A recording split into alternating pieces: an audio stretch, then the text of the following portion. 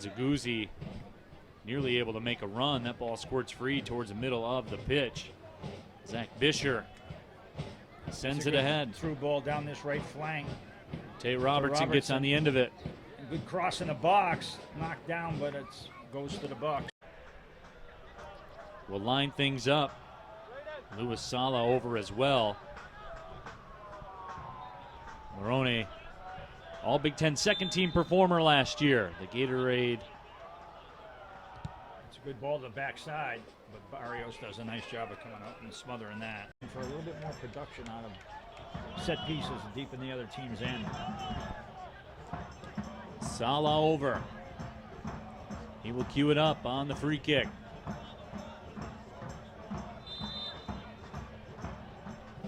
Right good in-swinger there. Again, Barrios is good on the ball. Comes anyway. So they'll be matched up pretty much all over the field except for the center forward taking the two center backs on both teams.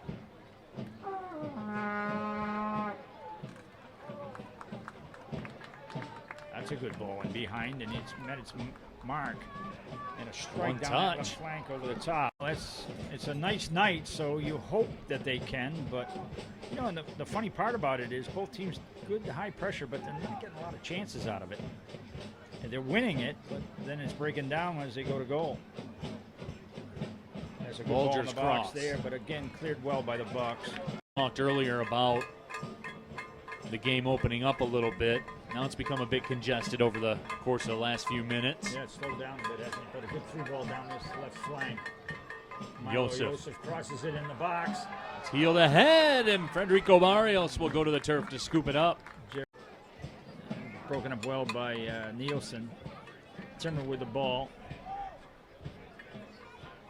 Timmer still with the possession.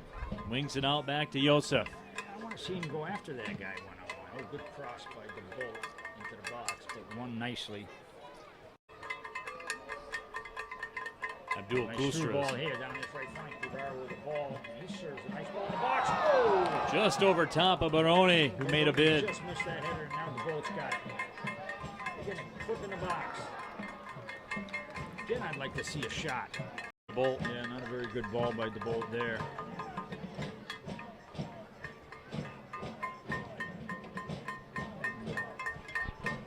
Tate Robertson chips it up. Taking no chances, Patrick Nielsen. Yeah, nice job of clearing that ball out of there. Put it up. Rick will trigger it. Tate Robertson up. The short corner is an option as well. Eric Hutton, certainly you figure will be a target. Hutton tried to flick it across. Stepping up. Shot blocked by the defensive. He got a good second and now a third chance on it. But Penn be around, probably 2 minutes of stoppage time. That's a bad giveaway there. Here comes a developing situation. And stepping through is Tate Robertson. And Robertson will score from the left side. And the Dayton Dutch Lions, off a breakdown from the Flint City Bucks, will take a 1-0 lead. Dayton Dutch Lions now with the possession. Louis Bulger with it, at least temporarily. Pass slotted through, back heel. Giuseppe Baroni makes a move to the right, fires it wide of New England Revolution all the way back in 2000. Gary, I think you were a teenager back then. No, I was on vacation in Massachusetts and I watched that game. Oh, far post with a cross, headed just wide. Ball change points of attack here and doing the playmaking. Done a nice job tonight, offensively, for sure.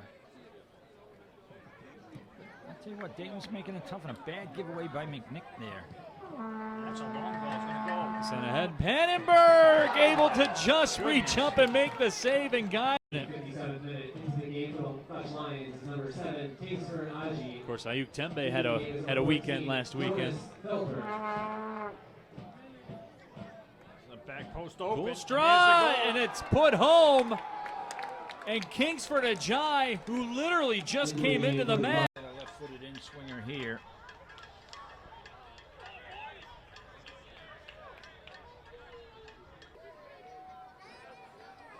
Barrios punches that one out. Barrios just gets a hand on it. There's a shot and a strike for the Flint City Bucks as Griffin DeBolt cuts a lead in half. Out the other side. Bisher did well to send it wide to the right. Here's Bolger again. Looking to make a move. Bolger stops. Pass finds its mark. Zach Bisher to Bolger. Bolger's cross curls in. That was loose for a moment.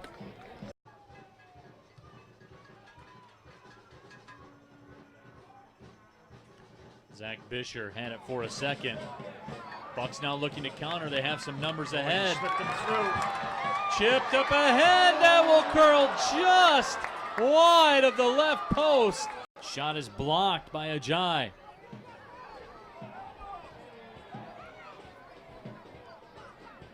Here's Ajay with it. You got to break right down the middle of the field with plenty of orange shirts. Ajay's on the move. Oh, and it's broken up. Take it away. Move. Oh, and it's broken up. Take it away. Bucks in the meantime on the other side. That's now. a bad giveaway there. They will have some numbers. Farkas makes a move. Left foot rocket will go over top of the frame. Almost made a heck of a move. Farkas. Another ball in the box. Inside the 18. Flicks it far side. We got DeBolt again. Griffin DeBolt making a bid. Touches it through. The defender clears it away. Another ball into the box far side. Giving it a go with a left foot off the volley was Yuri Farkas.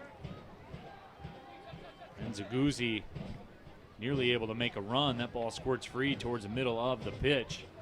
Zach Bisher sends it ahead. Through ball down this right flank. Tate Robertson gets on the end of it. Good cross in the box. Knocked down, but it goes to the Bucks. We'll line things up. Louis Sala over as well. Morone, all Big Ten second team performer last year. The Gatorade. It's a good ball to the backside, but Barrios does a nice job of coming up and smothering that. For a little bit more production out of set pieces deep in the other team's end. Sala over. He will cue it up on the free kick.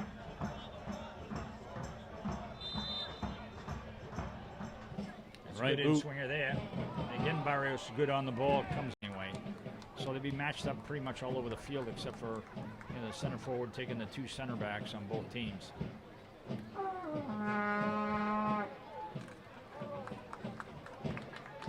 That's a good ball and behind, and it's met its mark. And a strike down the flank over the top. It's a nice night, so you hope that they can. But and the funny part about it is both teams good high pressure, but they're not getting a lot of chances out of it. And they're winning it, but then it's breaking down as they go to goal. There's a good ball in the box there, but again cleared well by the Bucks. Talked earlier about the game opening up a little bit. Now it's become a bit congested over the course of the last few minutes. Yeah, it's slowed down a bit, hasn't it? But a good through ball down this left flank. Joseph crosses it in the box. It's heeled ahead, and Federico Barrios will go to the turf to scoop it up. Broken up well by Nielsen. Timmer with the ball.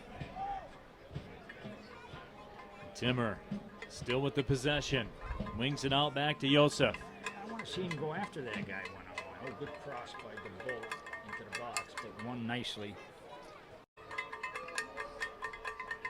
Abdul nice through ball here down this right flank. Guevara with the ball. He serves a nice ball in the box. Oh! Just over top of Barone, who made a bid. Just missed that header, and now DeBolt's got it. Again, flip in the box. Again, I'd like to see a shot. DeBolt. Yeah, not a very good ball by DeBolt there.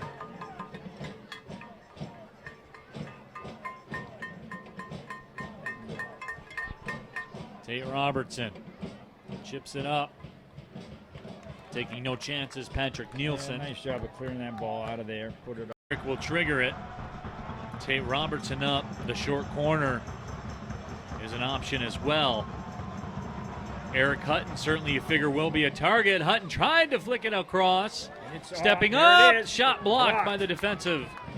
He got a good second and now a third chance on it. But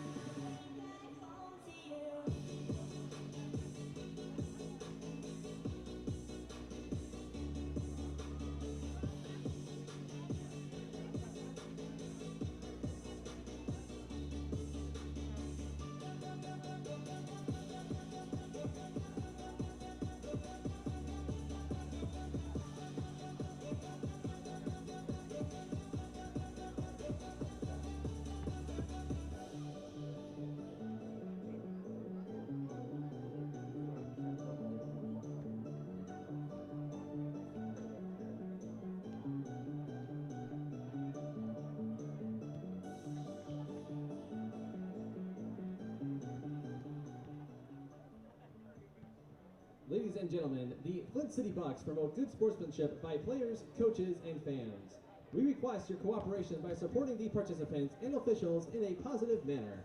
Profanity, racial, or sexist comments, or other intimidating words or actions directed at officials, players, coaches, or team representatives will not be tolerated and are grounds for removal from this site.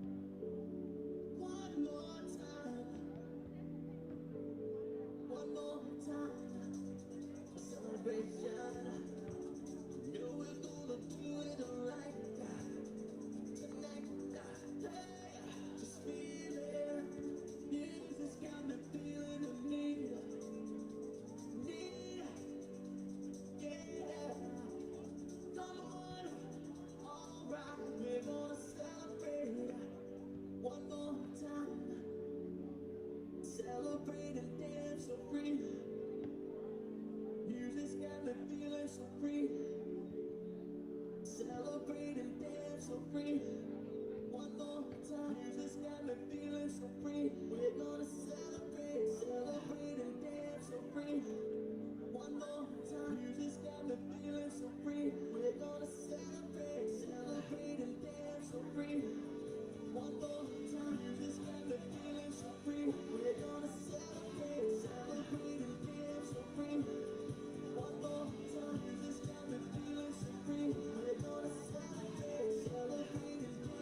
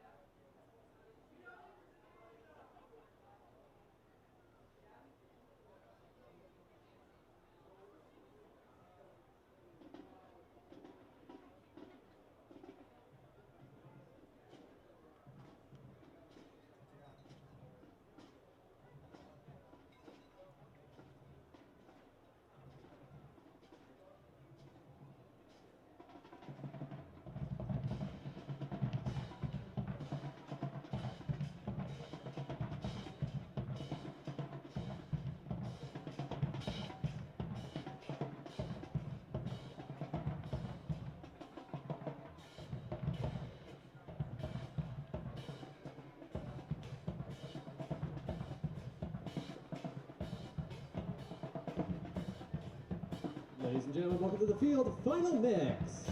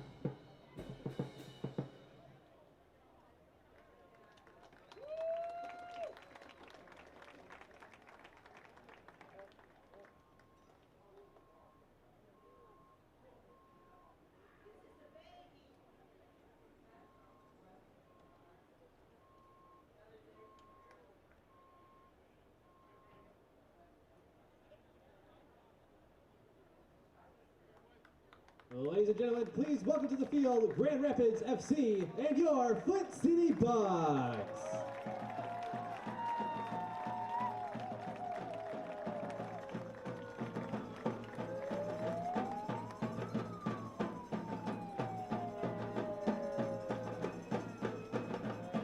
Good evening, ladies and gentlemen, and welcome to Atwood Stadium for tonight's Michigan Milk Cup semifinal match featuring Grand Rapids FC and your Flint City Bucks, presented by Dordt Federal Credit Union.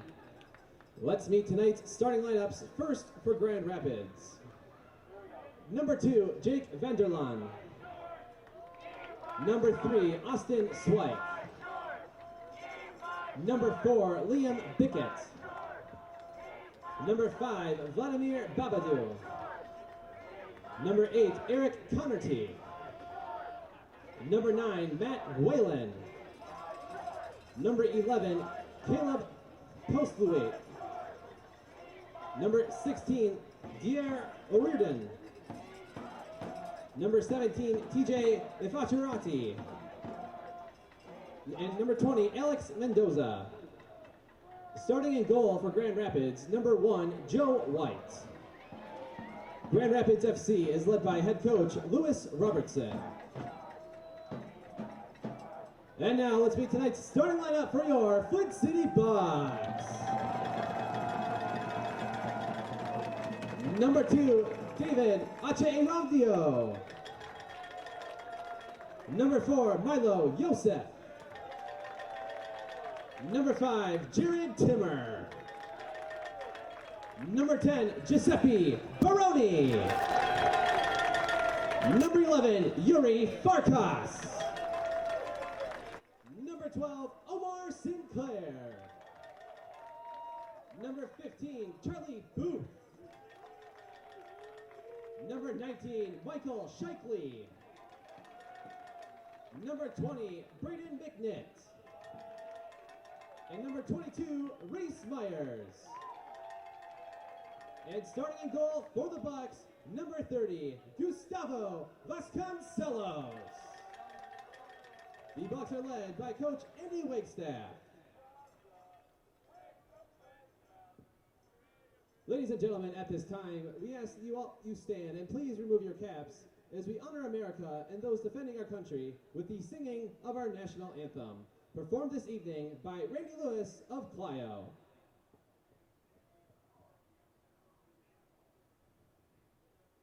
Oh, say, can you see by the dawn's early light what so proudly we hailed at the twilight's last gleaming, whose broad stripes and bright stars through the perilous fight o'er the ramparts we watched were so gallantly streaming, and the rocket's red glare, the bombs bursting in air, gave proof through the night that our flag was still there. Oh, say, does that star-spangled banner yet wave o'er the land of the free and the home of the brave? Randy Lewis of Clio. Good evening and welcome to the great city of Flint and historic Atwood Stadium on the campus of Kettering University for the 2019 Michigan Milk Cup semifinals between Grand Rapids FC and the National Premier Soccer League and the Flint City Bucks of USL League 2. I'm Josh Hackla alongside Dave Donahue, and this is the third annual Milk Cup, which now features a men's and a women's competition. A youth competition will kick off next year and will be held in Dexter, Michigan, just outside of Ann Arbor. The goal of the Milk Cup is to crown a champion among some of the best minor league soccer teams in the state of Michigan. It's a great event, and tonight's matchup is a great one, too, as the Bucks, one of the top teams in USL 2, and one of the best amateur teams in the country over the last 2 decades plus, will host GRFC, who in 5 short years have established itself as one of the top teams in the NPSL. It's also a battle between 2 teams in rival leagues squaring off in what really makes cup competitions like this so special. Both teams enter today's contest in the heat of a playoff push in their respective leagues. The Bucks are 4-2-2 in league play. They just knocked off first place Chicago FC United on the road over the weekend to pull within 4 points of the top spot in the Great Lakes Division. Then after this, they will host that very same Chicago team right here at Atwood Stadium on Thursday. And that could go a long way toward deciding who wins the division title. Grand Rapids enters today's contest with a league record of 6-2-1, having lost a heartbreaker on the road at the Ultimate Soccer Arenas over the weekend. At the former home of the Bucks, GRFC tied the game against the Michigan Stars in the 90th minute, and they seem to be on their way to rescuing a point on the road, but the Stars' Dante Greer scored the game winner 5 minutes into stoppage time to win the game 3-2. And with that loss, they drop into 3rd place in the division, but are just 4 points out of 1st place Detroit City FC. Let's get to the starting lineups. The Bucks are going to be going from left to right, and Dave, this is a cup competition. The teams break from league play, but it's like win or go home, and what makes that cup competition so special.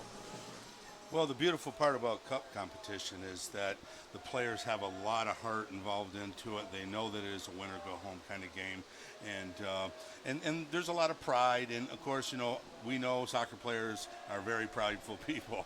So the clubs are excited for it, and hopefully the Bucks are going to advance here tonight.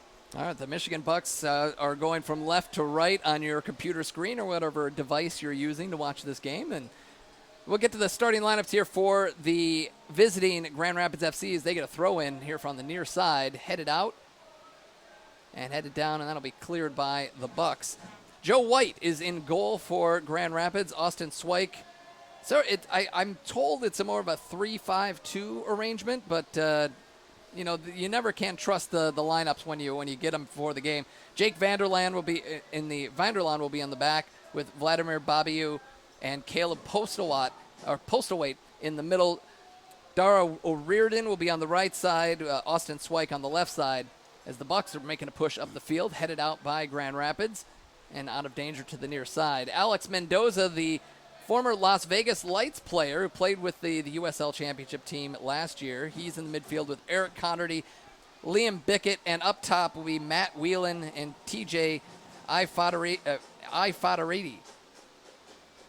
And that's Grand Rapids FC. And the Bucks with possession of the ball, near midfield. They play it to the back line. Yeah, the Bucks are taking their time right now. They're working the ball around, getting comfortable on the field. Lots of good ball movement, north, south, east, west. So obviously they're well prepared for this game and the plan of attack. Nice pursuit there. Yeah, Joe White coming off his line to snatch that one. There's Braden McNitt on the play.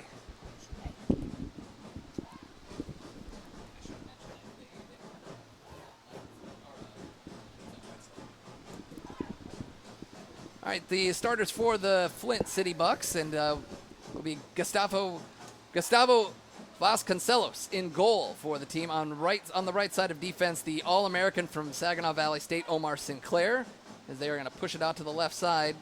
David Achiarandio on the opposite side. Nice service, but nobody home on that. Yeah, Grand Rapids will let that one drift out. Charlie Booth and Reese Myers in the middle. In the midfield, Braden McNitt, Giuseppe Baroni, and Jared Timmer in the midfield. Milo Youssef, Yuri Farkas, and Michael Sheikley up front in a 4-3-3-ish, we'll say, for the Bucks. They're wearing their red jerseys. Going to make the championship game of the Milk Cup. The AFC Ann Arbor and Oakland County FC play in the other semifinal tomorrow. Play all the way to the back. Reese Myers with it.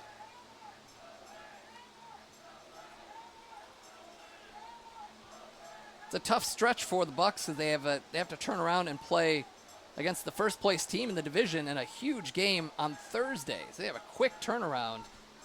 I think as anybody knows is the Bucks are going to need to use their deep roster to play a game on a Tuesday and then turn around and play a game on a Thursday.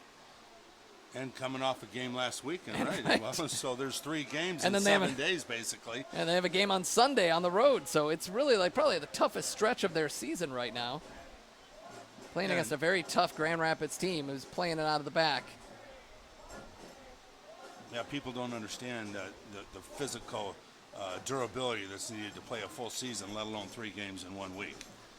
Played all the way back to Joe White, who won the 2018 Milk Cup when he was with Lansing United last year. He actually beat Grand Rapids on the way to get to the championship game. Now he is playing for Grand Rapids. He's in goal.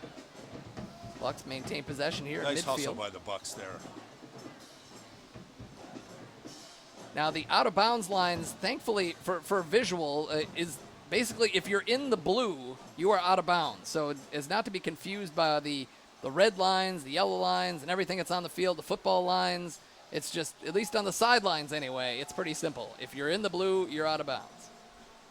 Well, they've done a heck of a nice job marking this field up so that all sports can enjoy the facility. You got lacrosse in the with the red and soccer with the green all the way to the Commercial yellow graphics, touch print, and lines. design of the pros and So, knowing how to get the job done.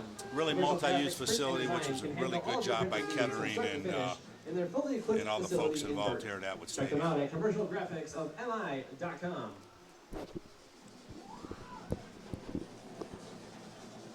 All right, Joe White going to tee this one up for Grand Rapids.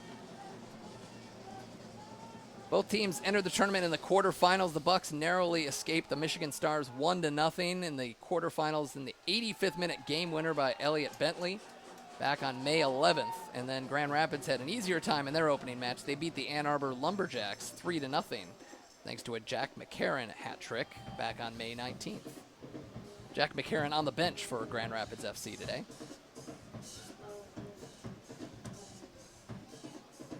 Grand Rapids has to look ahead to their schedule as well. Really They have nice a tough ball game control. against Kalamazoo FC coming up on Friday.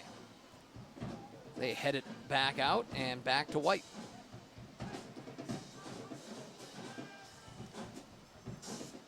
Postal White will play it into the middle.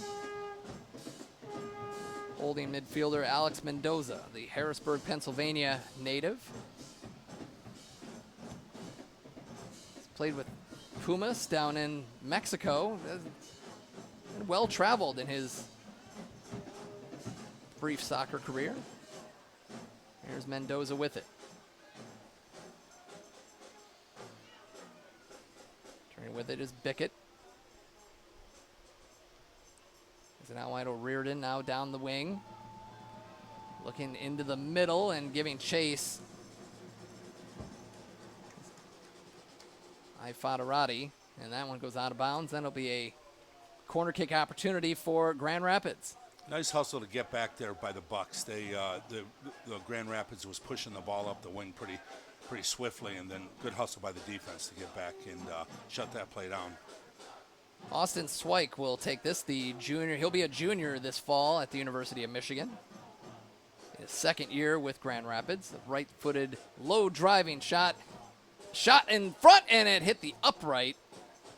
You see that a lot. You think that it's a live ball, but in fact, it went off the upright and went over the bar.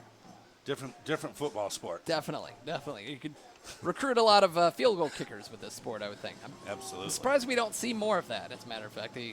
I remember when Tony Miola, when the 1994 World Cup was in full swing, got a tryout with the New York Jets as a punter. And I was thinking, of all the positions, even ignoring field goal kicking, what better job for a goalkeeper to have than to punt a football? It seems like he could pull it off, but he didn't make the team, so clearly. Yeah, and they can place it really well too.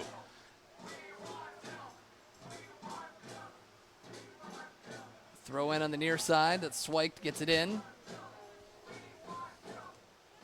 And that one's deflected by Baroni. Good defense there by the Bucks. They're going to transition out of this one nicely. There's Farkas giving chase, and is he going to catch up to it? No. Yeah. Oh, Almost. inches. Farkas, an accomplished player at Madonna University. One of those great examples of players that from small schools that the Bucks have uncovered, and is an All-American at the NAIA level. Scored a couple of big goals for him this year as Grand Rapids clears, but right back to the Bucks. And that's going to be a foul. Timmer hits the deck. The Bucks are doing a great job of controlling play here and keeping it in the Grand Rapids half. So hopefully we'll get a little luck and have a shot here. And that's going to be a foul on the Bucks going the other way, and it looks like, I believe that's Bickett that might be down. A little slow to get up, but he seems all right. High five from Barone.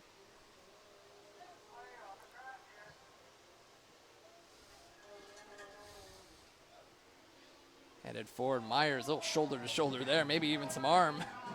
Plays it all the way back. Vasconcelos.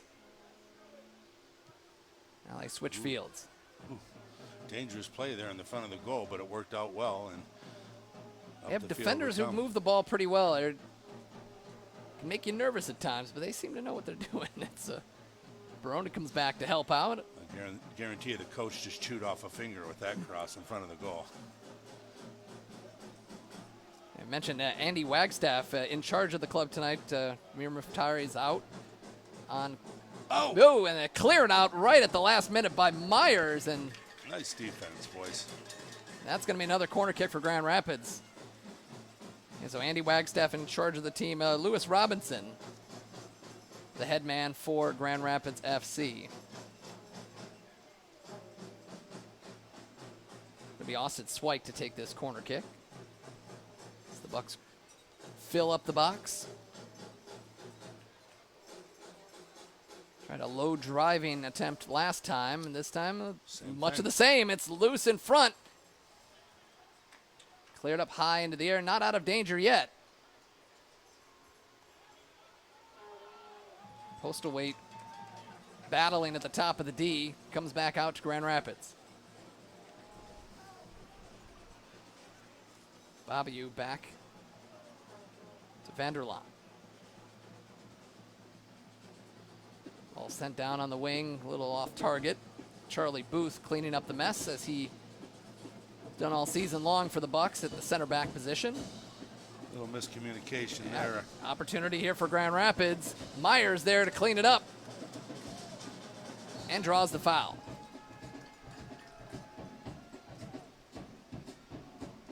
So Timmer will come up to put it back in play, not wasting any time here in the 12th minute. Atwood Stadium, the Milk Cup semifinals. Josh Hackla and Dave Donahue here with you on a beautiful night in Flint. Ooh, And there's a giveaway, and here's an opportunity with Liam Beckett. Beckett's got two defenders in front of him, plays it across, in, and it's a first goal of the game. Matt Whelan connects from Beckett in the 12th minute, and Grand Rapids is on top. Unfortunately, we had a mistake at the middle of the field, and Grand Rapids took advantage of it with a couple of nice touches on the ball. Real nice transition goal there for Grand Rapids. So Matt Whelan, the Davenport University redshirt sophomore, led the team in goals last year with 8. Goal scorer by number 9, Matt Whalen. He's got one in the Milk Cup now. Play was number 4, Liam Bickett. Now the Bucks are behind now, and they are holding a pretty decent amount of possession, but hadn't connected in the final third in the opening 12 minutes. They need to, certainly not panic time by any stretch of the imagination, but Oh no, they've been just keep moving the doing what ball they're around doing. and control and play for the most part.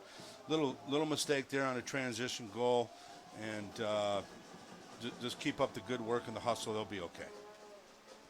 There's White back. We're in highlighter green, we'll call it. Kept in play, but out of bounds. Farkas giving chase. Grand Rapids throw on the far side. 14th minute. Grand Rapids with a 1-0 lead.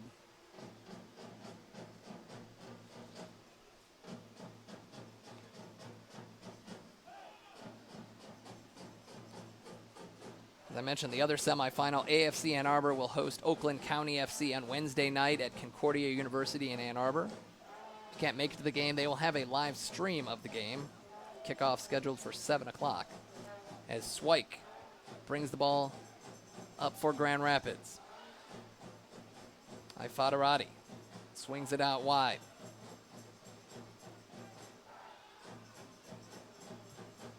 That is a high cross. Brought down nicely, well, not quite nicely enough for Swike.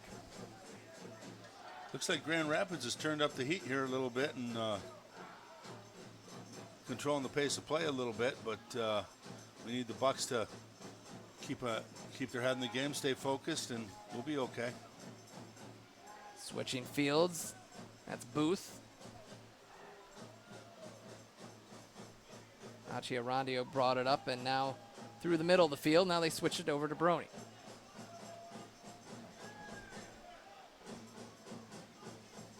Brony, this Michigan State Spartan, plays it out wide. Omar Sinclair into the middle, juggled, turned, a shot, and it went wide. Yuri Farkas. I think the Grand Rapids side was hoping for a handball there, and the ref didn't call it. I don't think it was directional, so they sometimes look the other way on some of that stuff. So White Or will don't put- see it. That's always possible. No VAR in this in the Milk Cup. Dover and Company have been providing commercial and residential brands of garage doors and openers for customers in Genesee County since 1936. Thank you, Dover and Company, for your support this season. We're in the 16th minute, headed forward by Grand Rapids. Swike, who's been active on the near side. Gives that one away. Now Timmer tried to play it long. Yeah, I'd like to see him work that ball up and push it wide a little bit more than that long ball. That long ball sometimes lends itself to some transition opportunities that we don't need right now. A little miscommunication there with Mendoza. Gives it away to the Bucks. Here's Timmer. Now they play it up long, looking for Farkas.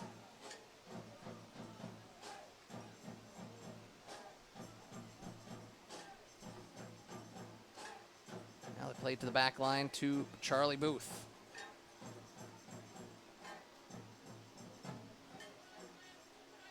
Booth will be a redshirt senior at Bryant University. Ooh, that was a dangerous ball. Collected nicely by Vasconcelos.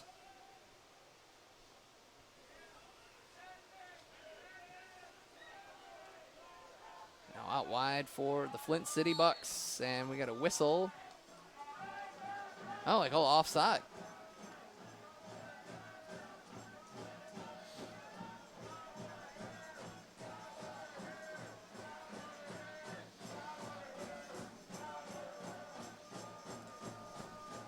Grand Rapids, Vanderlaan, the Oakland University graduate, put it in play, and the Bucks, I think, gives it right back to the Bucks. On the ground, looking for Farkas.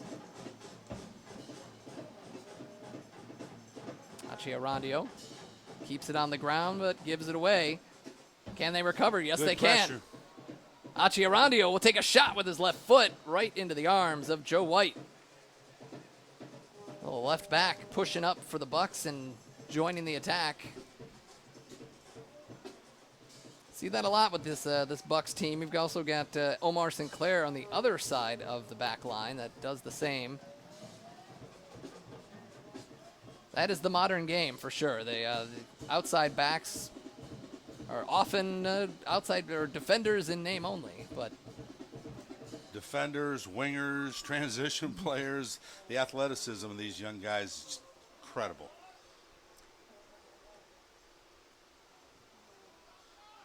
he's listed as a left back, but he just gets his mail there, I think is how I once heard it described.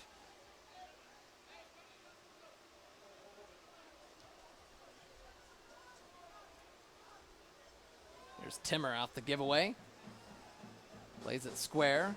Chance for Shikely, and that one will drift out of bounds.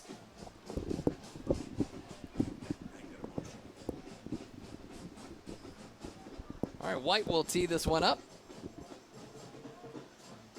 I mentioned the third year of the Milk Cup. The first year was won by AFC Ann Arbor. It was they were playing the games within the season. It was sort of like the league games, or doubled up as for some of these teams, and then they had separate games last year, and it was Lansing United who beat AFC Ann Arbor in the final. And a giveaway now, the Bucks with it. They got an opportunity through the middle, but coming back to track it down was O'Riordan. That probably should have been a through ball there to the man running through. Instead, he tried to play it out to the wing and got caught up by one of the midfielders. There's Sinclair on the near side. Playing it through the middle, and nobody there. A little over the head of, probably intended for Farkas, I imagine.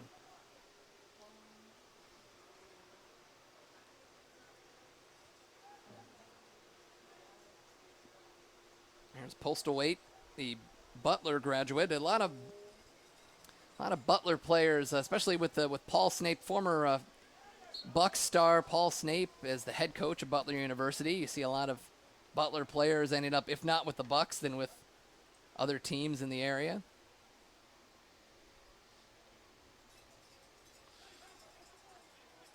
Good, strong physical play there by the Bucks. You can't take any chances on that. So he played the body a little bit. Got called for it, but that's okay. Babiu, Ifadarati on the left side against Myers. Takes a right-footed shot, has it blocked, stays in play, and that will be cleared out by McNitt. So another corner kick for Grand Rapids, and it'll once again be Austin Zweig to take it.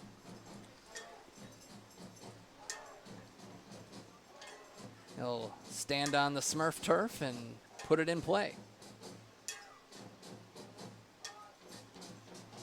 Into the middle, a dangerous ball, headed up and headed out. Zweig gives chase, and that'll be Buck's ball.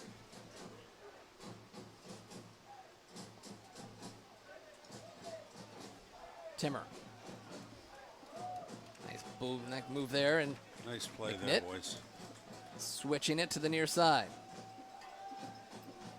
H.A. Rondio and out there with Shikely. Got options in front. What can the Bucks do with it? Oh, nice ball by Farkas, and the shot hit just wide. That was Just Shikely, inches. Michael Shikely. The Great Saginaw effort Valley there to State keep grad. that ball down low too, because a lot of those balls they get bouncing up a half volley, they'll go up into the stands. But nice job keeping it low.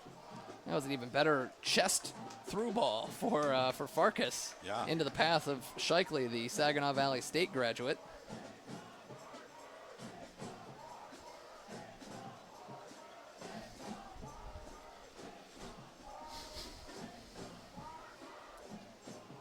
Corner kick. Achia Rondio will take it. Low driving ball, redirected, but wide. There's an opportunity. I believe that was Charlie Booth in front. Charlie's a big, strong player, isn't he? He moved through there pretty well to redirect that ball. Just about every corner kick is going to involve Charlie Booth in there at some point. They got a couple of big, tall center backs that like to get involved on set pieces.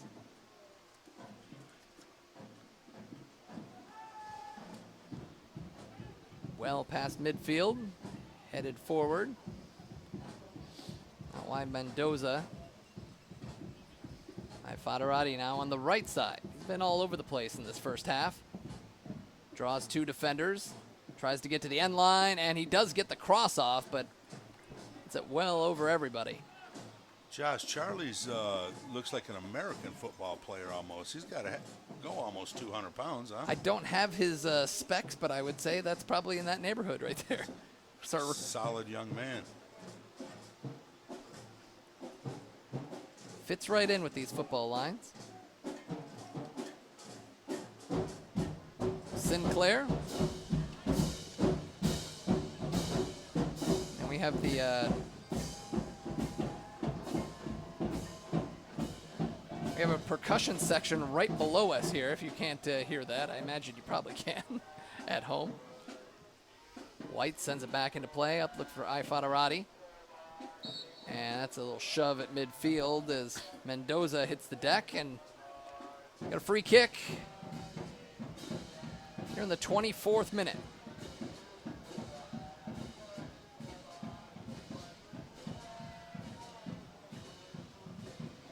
Go fix a shoe here on the near side. It's Grand Rapids plays on down a man.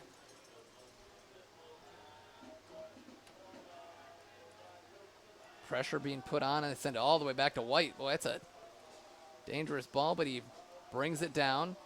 Well, the necessity of goalkeepers who can play it with their feet has become more and more as the years have gone on in the modern game. Ifadarati, he's got Booth in front of him. Grand Rapids wins the throw. Now they switch it. Zweig got Sinclair with him. Sinclair knocks it away. It'll stay with the boys in blue normally, but their road jerseys are wearing white. Long throw over the head of Myers, and Ifadarati is there. Centers it, and we got no, and referee says to get up. That was Matt Whelan trying to draw the penalty kick.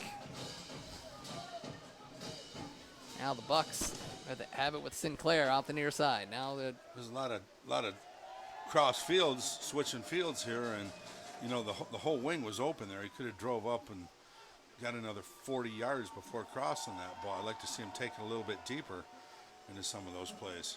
Farkas has that ball knocked away. Whelan comes away with it. Ball through the middle, tackled away nicely by Booth.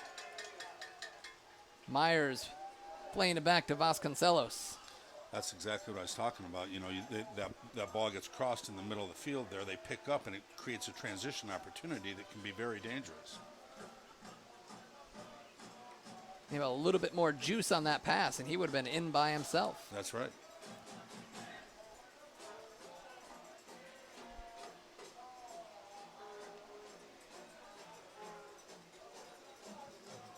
Reese Myers bringing it up. They switch it now to the far side.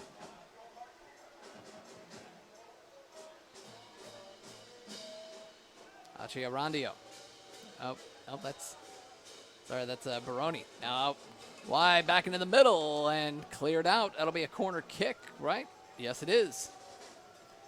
Corner kick for the Bucks. Braden McNitt, I think, is going to go take this. Yes, he is.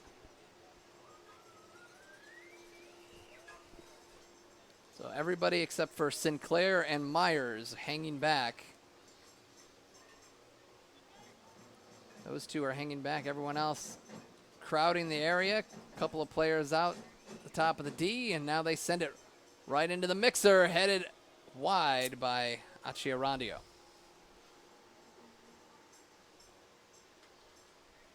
Looks like, is White getting some help with the shoe, it looks like? Yeah, that's the downside to goalie gloves.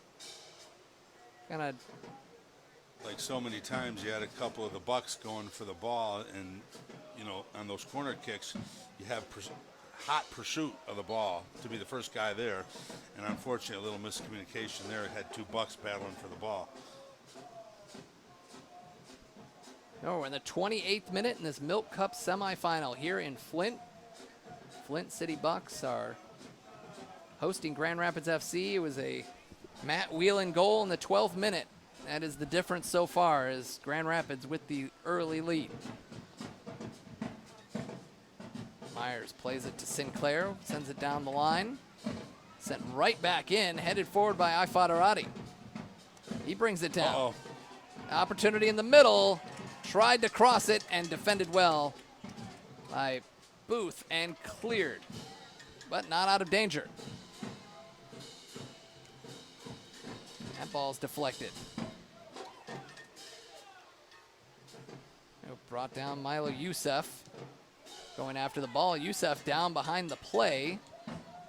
And then we have got caught up watching that play with the because I thought he got away with one, Jared Timmer, where he crossed up the guy's legs in the box there. A lot of times the refs will call those. Well, so in this case, it was apologize for the Being a it was former player, you know, right. It's easy for me to I think that's exactly what you would say on the field. Yeah, kinda. It's that's the G-rated version of it. That's right.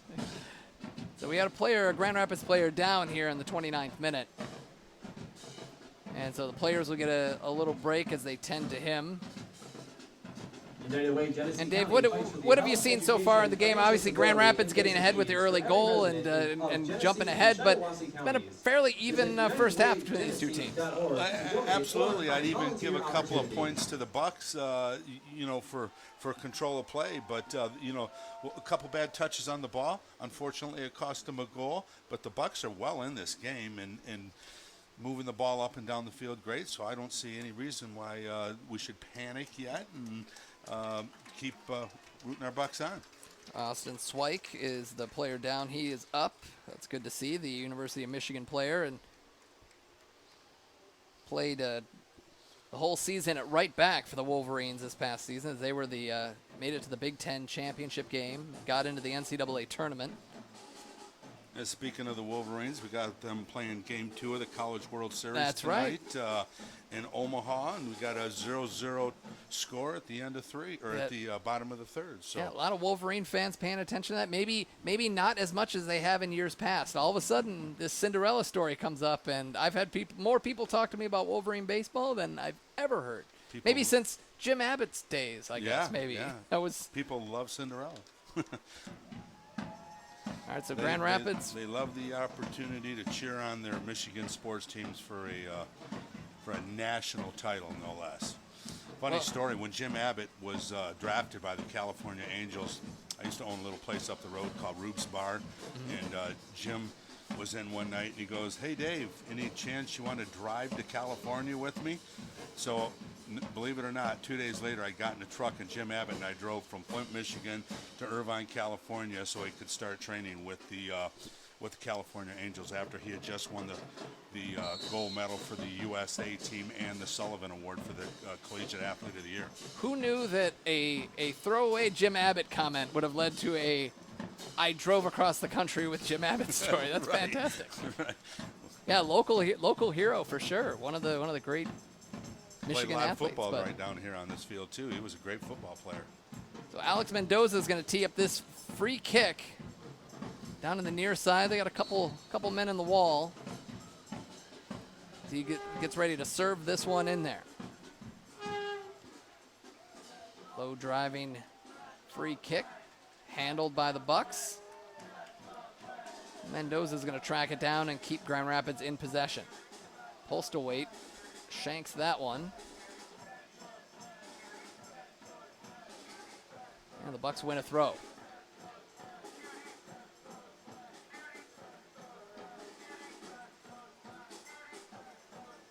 Here come the Bucks on the near side. Crossed into the middle, chested down, and here's an opportunity for Baroni through the middle, knocked away. Liam Bickett is there, and he's going to start the counterattack. Wheelan. Ifadarati, but Sinclair's got position. And they're going to call a little shove on Ifadarati. Yeah, that was a well-collected ball by Milo Youssef that produced a good opportunity there. Unfortunately, just couldn't get the foot on the leather there. I think he was thinking bicycle kick, but he had kind of leaned back a little too far. And, well, he also had a defender right on him, too. That didn't help matters. The speed of the game, people have no idea until they come down, get close to the field, and watch the speed and the athleticism of these young boys, or young men, I should say, is incredible. And the physicality of the game, too. Oh, absolutely.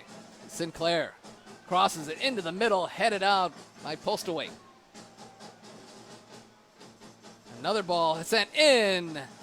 That one's knocked away. That was Youssef again getting involved. It's loose in the box. Youssef taps it back out, and the Bucks maintain possession here in the 34th minute. Chipped in, headed out, and the Bucks still have it.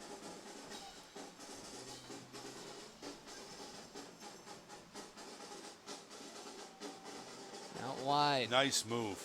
Well Frees struck. up some space, and an opportunity there right across the doorstep. Bucks are going to keep it in play.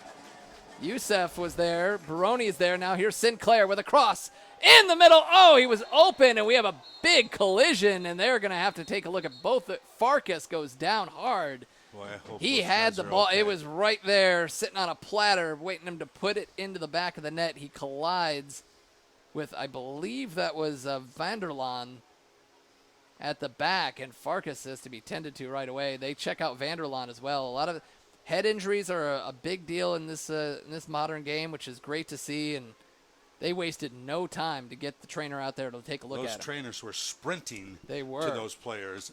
We've got the Buck player still down on the field, and the Grand Rapids player, fortunately, is walking away, and we hope to see the same for the Bucks player here quickly. All right, so Farkas is down, and they're going to also make sure that Vanderlaan is also okay. Vanderlaan, a Grand Haven, Michigan native, went to the Grand Haven High School and played his college ball at Oakland University. His 4th year with the club. He missed most of last season with an injury. It's good to see him back and healthy again. Farkas has just been one of those players that's been all over the place, and he's going to be He's going to get up and Well, that's good to did see. he get we got a our yellow Bucks player card? up. Did I see him raise a... He may have. I wouldn't think so. I thought that I...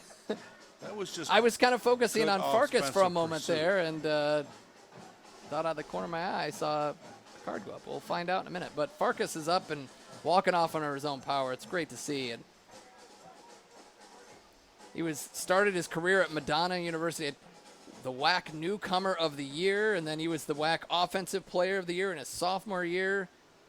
Repeated as an Offensive Player of the Year in the conference. His junior year was an All-American. He is really,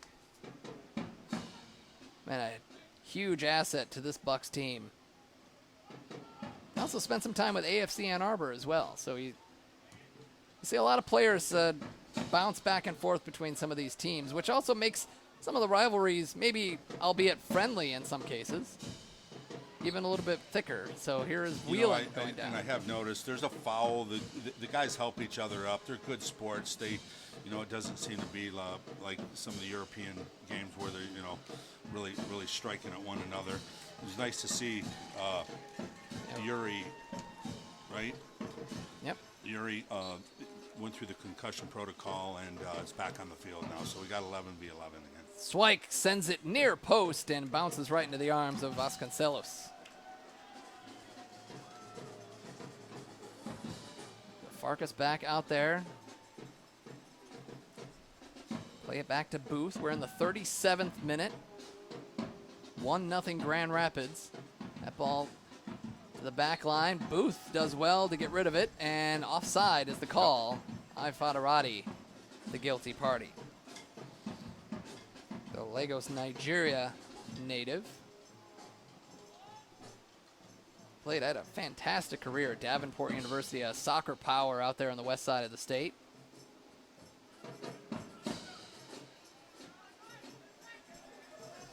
Sinclair carries. Nice ball looking for Youssef. A little too far out in front, but the Bucks win a throw.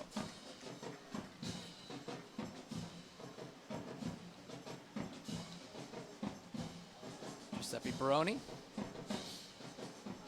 Sinclair on the ground. Turning with it is Shikely. Through the middle, deflected out. Now Grand Rapids with it. And if Wheelan hurries, they could get a little counter going, and he does. Got Ifadarati in front of him. A little too much of a touch. Did it cost him? Oh, yeah, it looks like it did. A little too far out in front. The defense was able to close on him. Can't blame him for trying that play. That side of the field opened up really well for him, and if he could have just gotten that ball to slow down a little bit, he might have been able to put a dangerous strike on it. Now they switch it to the far side of the field here. In the 39th minute, Bucks continue to put on the pressure, looking for an equalizer. Achi Arandio plays it out wide. Farkas back in the game, swings it back into Timmer.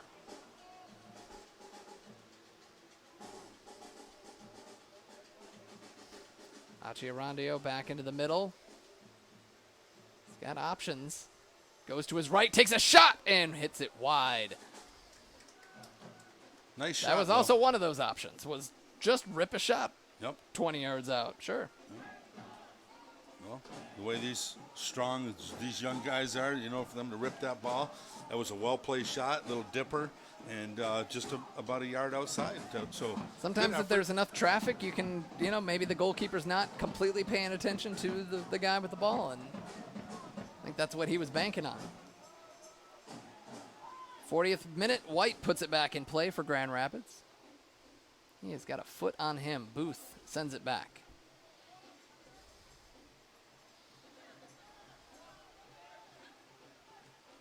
Timmer loses it. Swike with it for Grand Rapids. And Ifadarati is onside. Gets to the near corner, waits for help. Finds it with Bickett.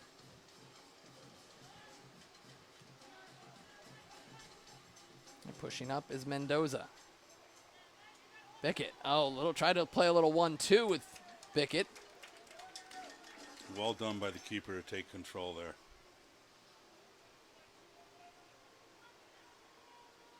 Vasconcelos is not afraid to come off his line. Is the Brazilian going to play his college ball at Marshall University in the fall after playing at Florida Gulf Coast last year. Through Shikely on the left wing. Still onside. We need some help here. And he's going to chip it forward. Did he keep it in bounds? No, he didn't. The official was all over that one. And Baroni will give it back to White.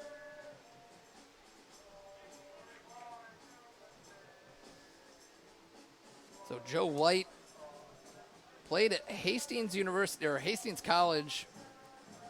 If I remember correctly, I think that's in Nebraska, off the top of my head. Won an NAIA national championship in 2016. Was the national tournament MVP. He's been all over the place. Warner Pacific University, and I'm ashamed to say I don't know where that is either. But he has been well traveled as Timmer gets called for a push.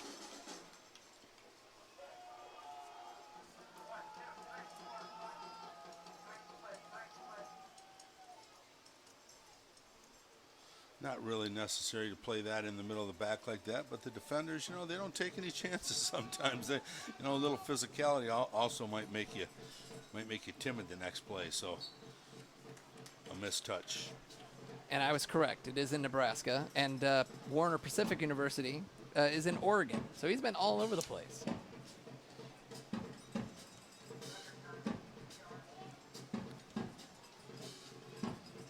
Rapids trying to control it, and they do with Mendoza. Still with it. Through the middle, cleared all the way out. Out. Unable to keep it in bounds. Shikely. Nice Shikely. Looks like we're going to get a sub here in the 42nd minute. That's surprising. It's Foster Apaya who's going to come in. Substitution for the Bucks in the 42nd minute. Into the game is number 14, Foster Apaya. So Reese. Into the game is number 22, Reese Myers. Reese Myers will come in. And we'll see where they plug him in. Probably about the same position. It's a like for the most part. I didn't see Myers limping or anything. I don't know. Maybe it could be strategic. We'll see. 43rd minute. Through the middle, looking for Youssef. Intercepted. Grand Rapids coming back the other way. Not a real common substitution at the 42nd minute of the first half. Right. Yeah. Right before halftime. So clearly you'd have to think that it's probably something injury related.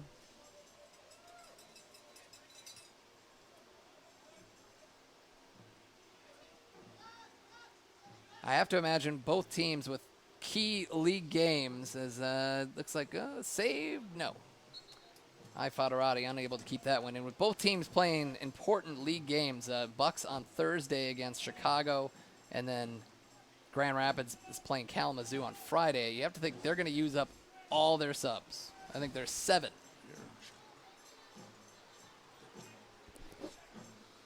So the Bucks are going to host their game at least, so they don't have to go anywhere. That's a plus. Yeah, I was wondering if travel would be a factor as well. Of course, it's not that far of a drive, but nonetheless, it's travel. And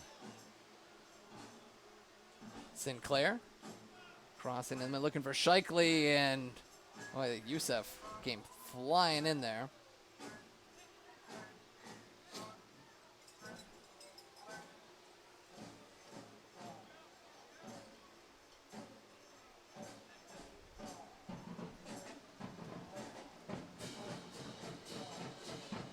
Sinclair heads it forward.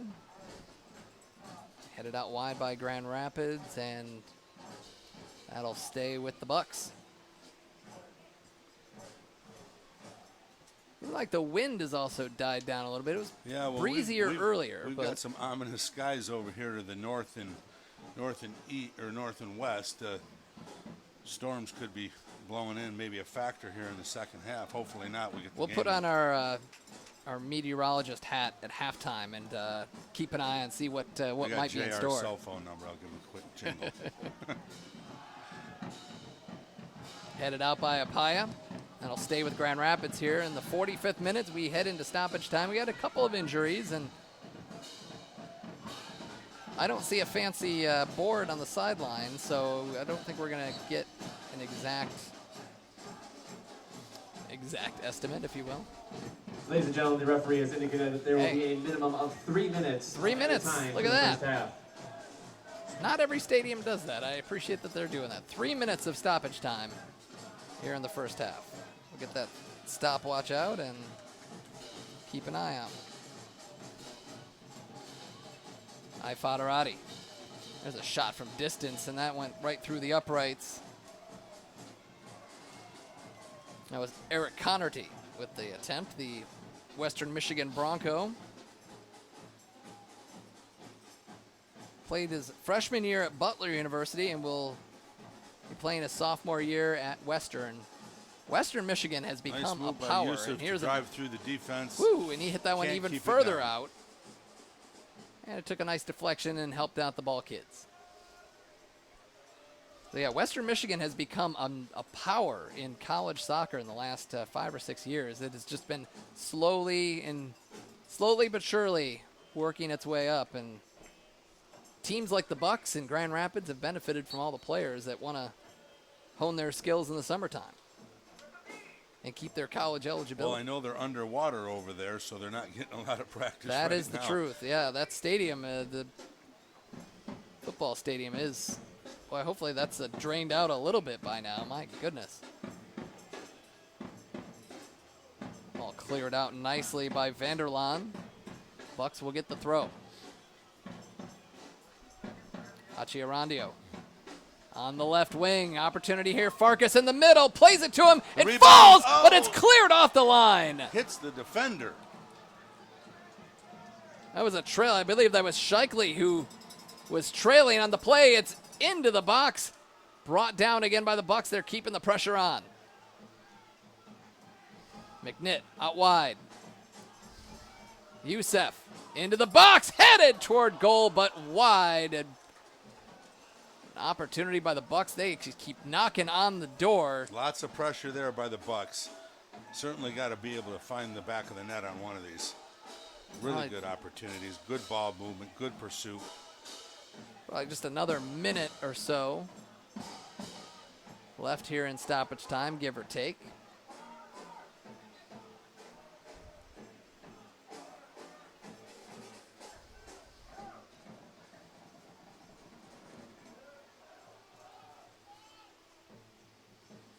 Booth heads it forward.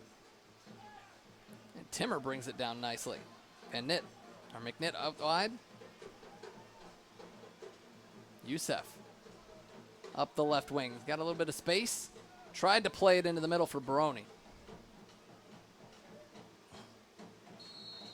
Does he keep it in bound? Nope. That is the end of the first half. At the end of one, Grand Rapids FC with a 1-0 lead on a 12th minute goal by Matt Whelan, assisted by Liam Bickett, here in the Michigan Milk Cup semifinals here at Atwood Stadium in Flint, Michigan. Josh Hackela and Dave Donahue with you. We're going to take a break. We'll come back for the second half of this Michigan Milk Cup semifinal. We'll be right back.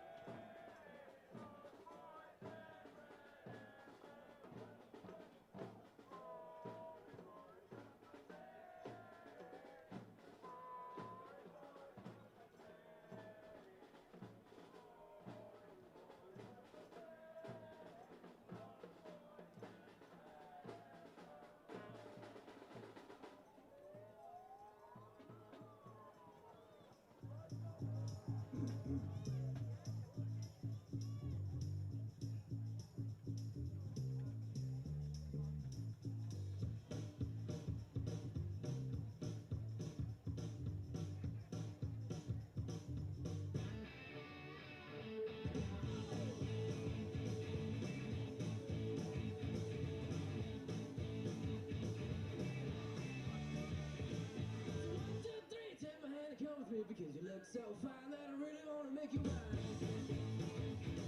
You look so fine that I really wanna make you mine.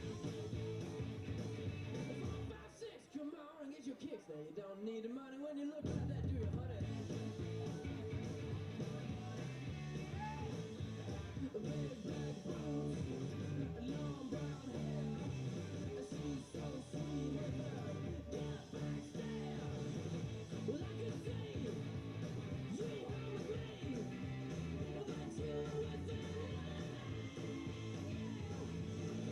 I know we ain't got much to say before I let you go.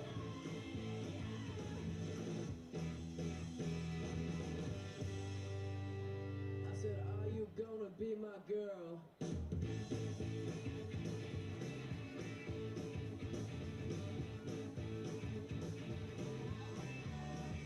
Well, it's 1, 2, 3, take my hand and come with me because you look so fine that I really wanna make you mine. You look so fine that I really wanna make you mine.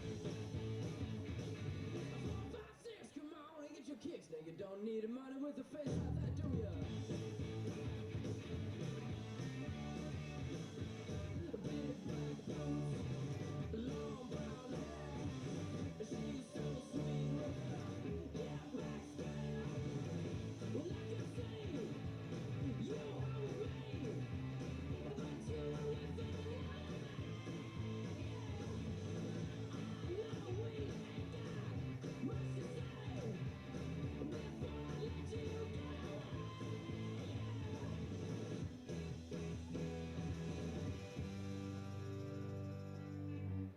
I said, are you gonna be my girl?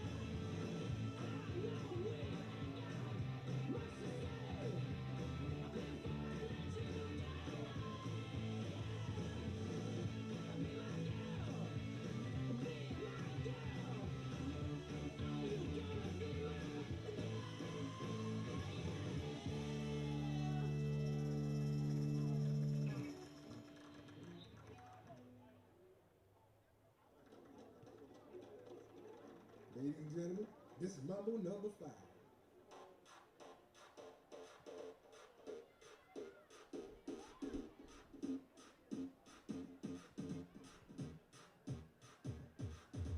One, two, three, four, five.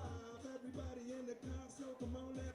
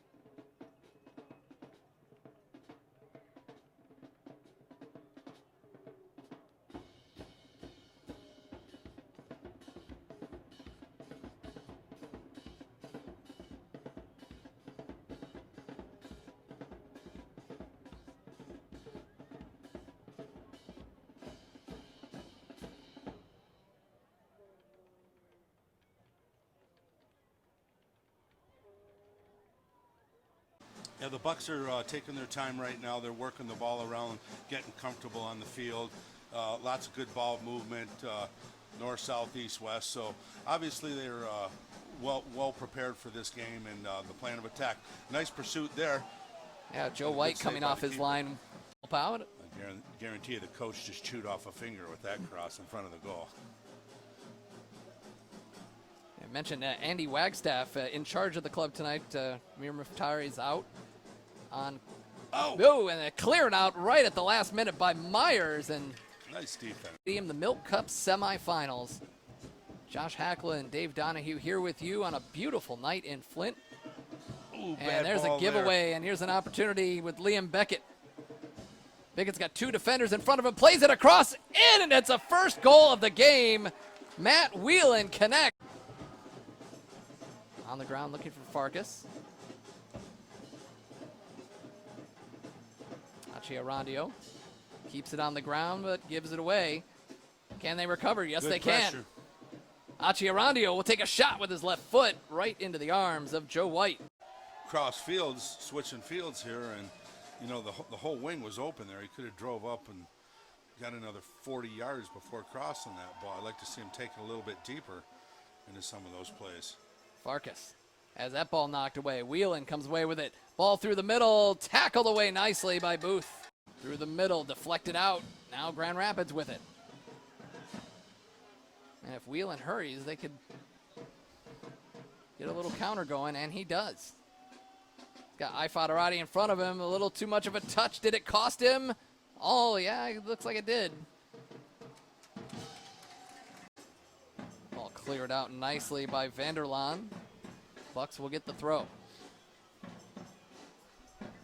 Arandio on the left wing. Opportunity here. Farkas in the middle. Plays it to him. It falls, but it's cleared off the line. Hits the defender. Yeah, the Bucks are.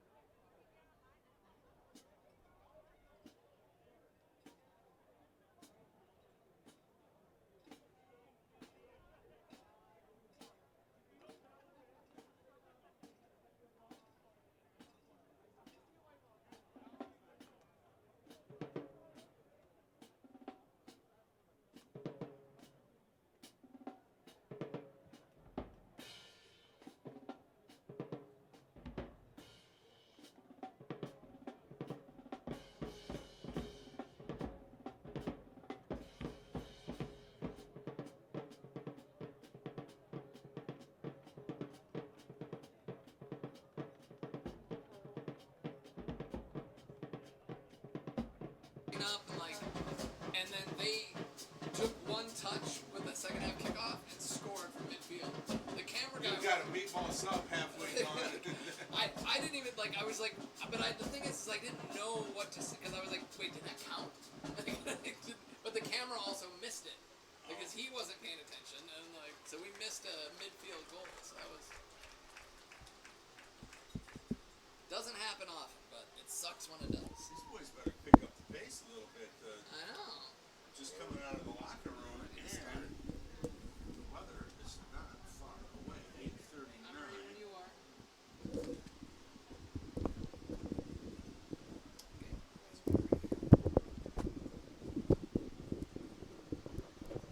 All right, welcome back to historic Atwood Stadium in Flint, Michigan for the Michigan Milk Cup semifinals between the Flint City Bucks, the host, and the Grand Rapids FC. The visitors now, they are up 1-0. Grand Rapids is up. Josh Hackler, Dave Donahue here with you as it has gotten cloudier, and it was beautiful to starting to get a little cooler here. Maybe the rain will hold off. We'll see what happens. But right now, the Bucks have had opportunity after opportunity, but haven't been able to put the ball in the back of net. Dave, what do they have to do to break through and get this game tied up?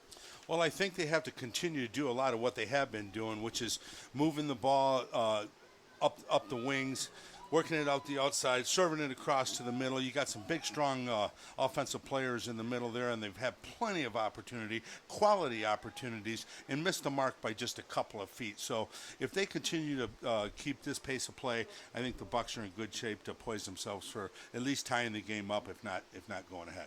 Well, the Grand Rapids FC will go from left to right wearing the whites, the Bucks in their red and blues. And I'm scanning the lineup. It looks that many times and not have somebody open it. It's bound to happen. We're hoping.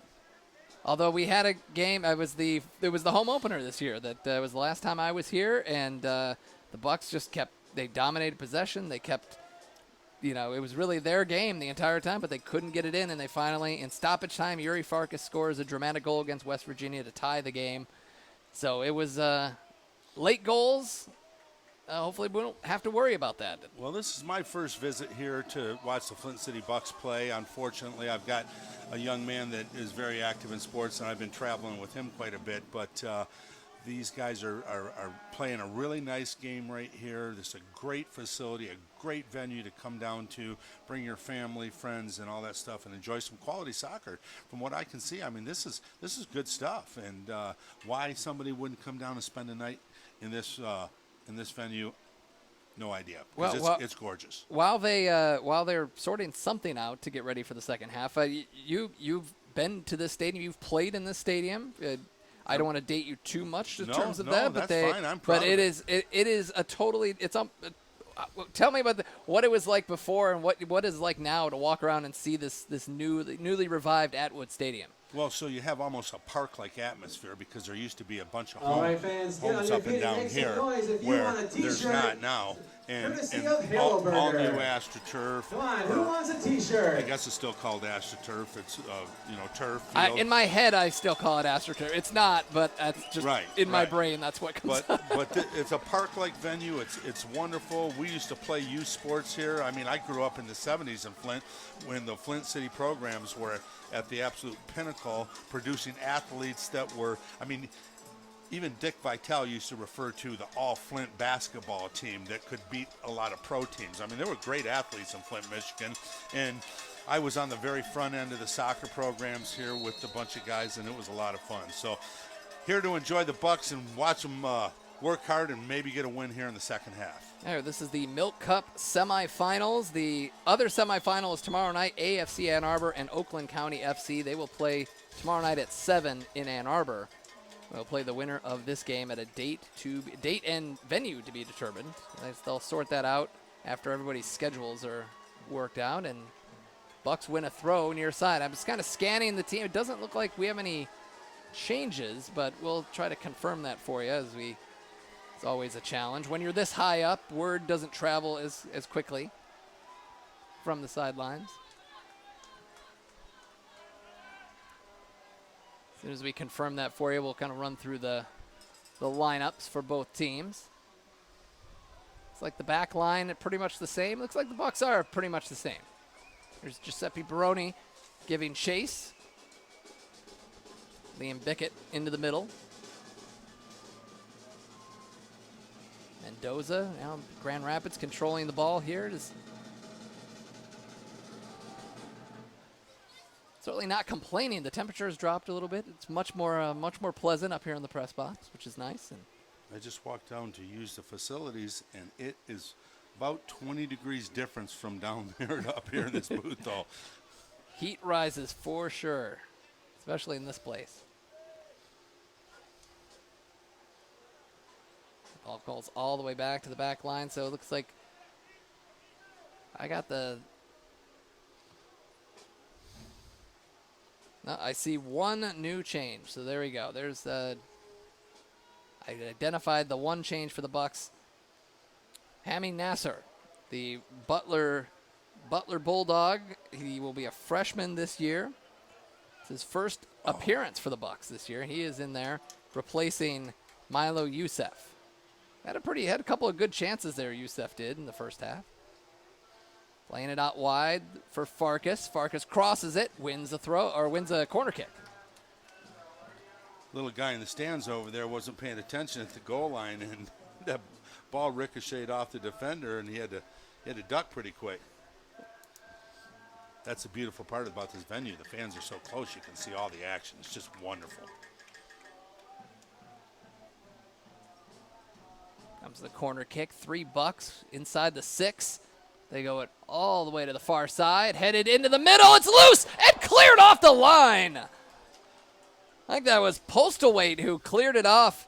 The veteran saving the day. That's the second time a defender is, and that was the closest one of the two for sure.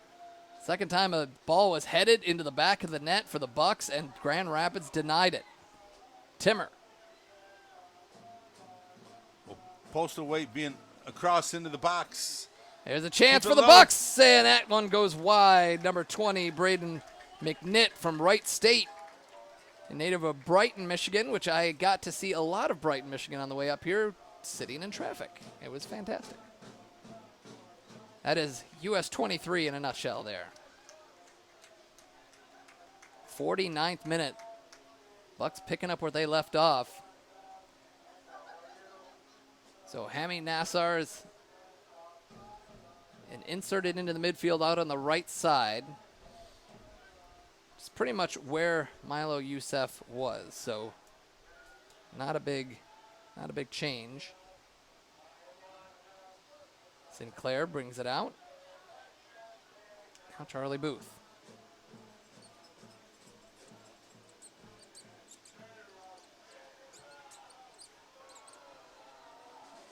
It falls all the way back to White, and we got a player down behind the play. That's Michael Shikely.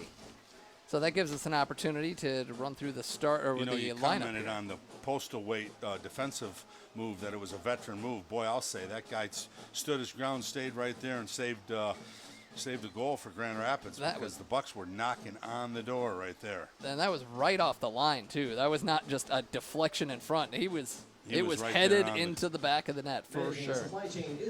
So we got Gustavo Vasconcelos is in goal for the Flint City Bucks. Omar Sinclair out on the right side of the defense. David Achiarandio on the left side. Charlie Booth and Foster Apaya. Apaya came on late in the first half as a sub. He is sitting in there at the other right back spot, the Florida Southern University. Braden McNitt, Jared Timmer, and Giuseppe Baroni in the middle. Michael Shikely, Yuri Farkas, and Hammy Nassar up top. And it looks like we have another change coming and it looks like they're going to sub him out. Michael Shikely comes out of the game. And coming into the game is number 13, Alec Philippe, another Wright State product, a native of Milwaukee, Wisconsin. Led Wright State in scoring last year with 11 goals. Nice when you can have a Division I player with 11 goals under his belt coming off the bench. 19, Michael Shikely.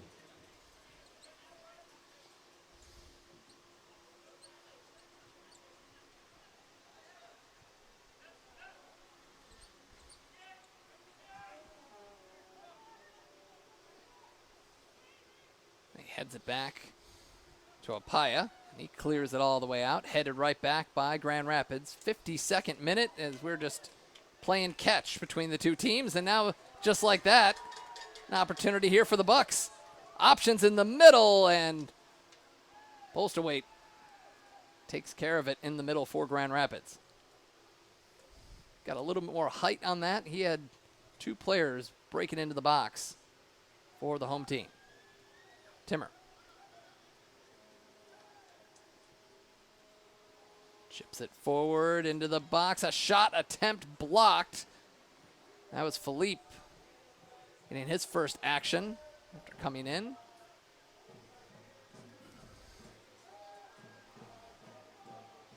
And Grand Rapids attempts to switch it.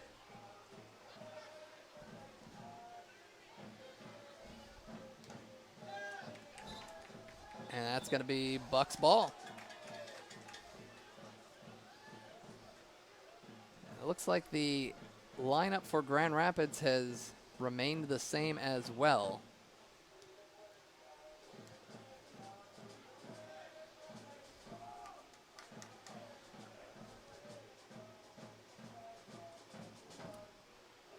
And now that they all have their backs to me, I have confirmed that. So I will run through that here in just a moment as the Bucks moving through. Baroni into the middle. Tapped out to the left side. Plenty of space for Nasser. Into the middle. Headed out, but not quite out of danger yet. The Bucks still with it. McNitt had that one deflected away. And Grand Rapids looking to go on a run here on the near side. Whelan. Booth giving chase. One-on-one here in the corner. Waits for help. And Doza back to Whelan. Knocked away. I think it went off of Whelan, and it did. Throw in for the Bucks. Attention fans, last call to get your very own Bucks Burger at the Halo Burger food truck. That will close at the 60th minute. Oh, we're going to miss out on our Bucks Burger. So at 60th minute, unless we find a way to take this broadcast on the road, I think we're going to miss out on the Halo's Bucks Burger. Guess you could get it at We need to the normal store. Uber walk. Send one of these kids down there to get I us know. the old I'll buy you fly. Ifadarati has that one intercepted. Let's continue to put the pressure on here. Apaya switches. Sinclair. Plenty of space, plays it on the ground. Baroni.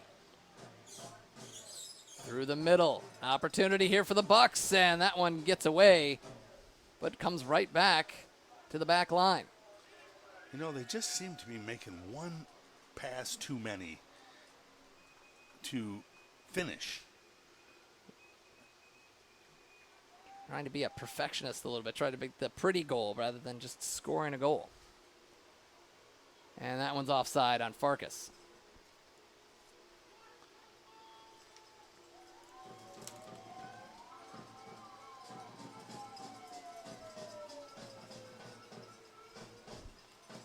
Well, the fans are certainly enjoying the night tonight. The rat's nest down there, they're having lots of fun, making lots of noise, waving the flags. That's a fantastic supporter's name too, by the way. That's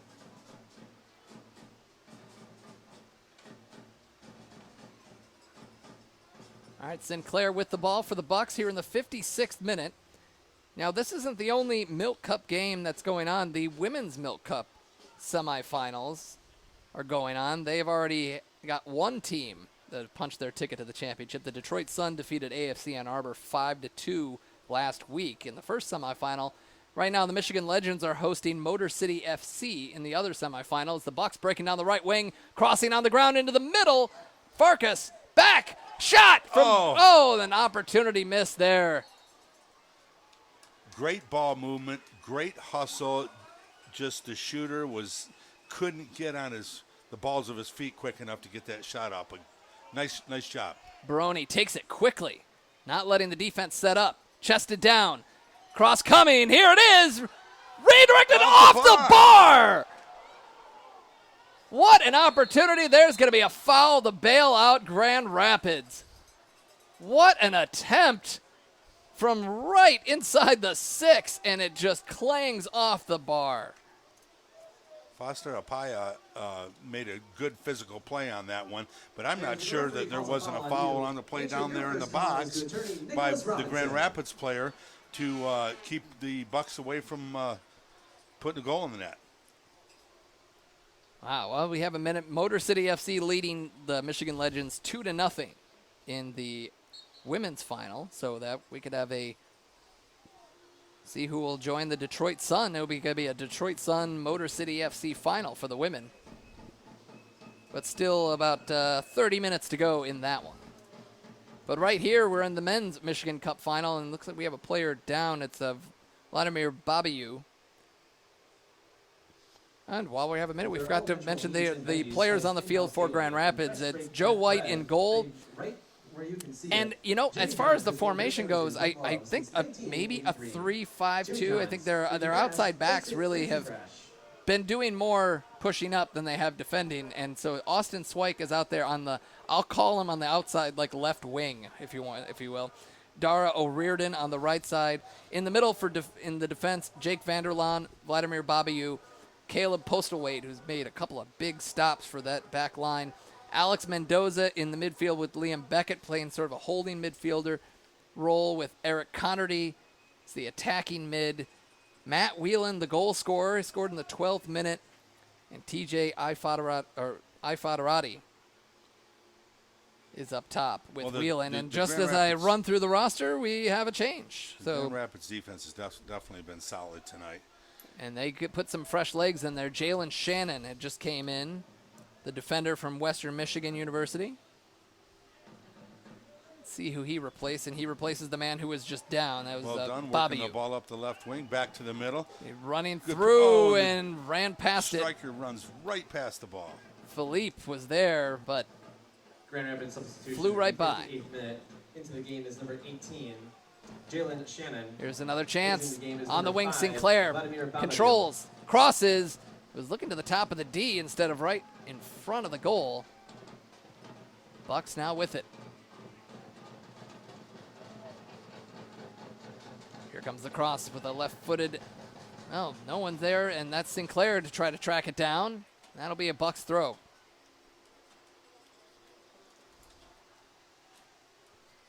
They get it in quickly. Timmer. Nice move, crossing into the middle and cleared away by Grand Rapids. Still, the pressure continues to be put on by the home team. Can they reward these home fans with a goal? Sinclair switches. Achiaradio. Near side, brings it down. Some help with Philippe, back to him. Crosses and wins the corner.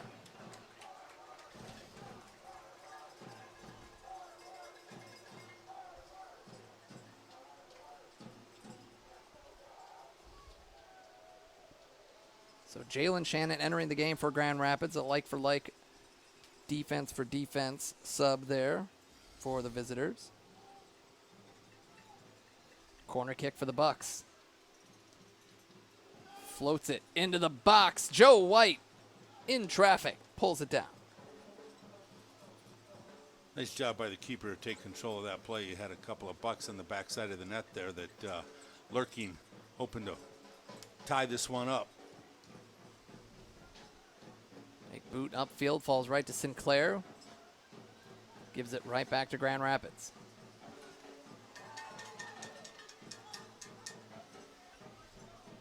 GR recovers.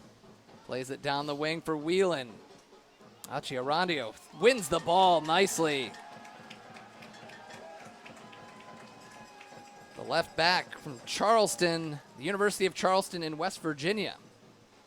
An outstanding soccer program there. There were 4 goals and 5 assists. They have him playing out on the left wing. And left back, really. Now they play it to him. Roney. Headed forward, and will they run out of real estate? No! wins the ball. Stops. Great hustle. Flies right by. And a clearance for Grand Rapids. There's Bucks that still with it. That extra pass, you know. And they get it right back in. Sinclair cuts back. Finds Timmer. Timmer attacks. Into the box. It's loose in front. Shot off the bar again. Baroni fakes. Goes left. Shot. Cleared off the line again. And that would have beaten Joe White. But again, I think it was Postlewaite who was there to help out his defense. And on the other way, Whelan, the goal scorer. 1-on-1 and winning the ball nicely. That's Apaya. Boy, big Great play. defensive play by Apaya there. Needed that. It was after him, it was just 1-on-1 with the goalkeeper. Bucks down 1-0, and there's a collision in midfield. Back the other way comes Eric Connerty for GR. Matt Whelan lost the ball to Booth, and it falls to Connerty. Connerty plays it behind Ifadarati.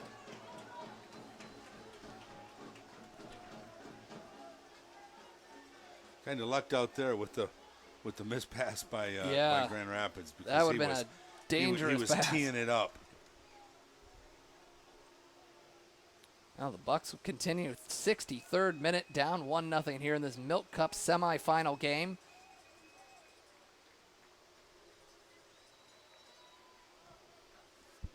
Here comes the long switch, headed out. And Grand Rapids will maintain possession.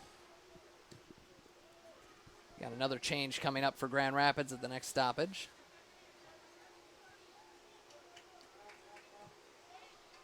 They switch it all the way to Sinclair.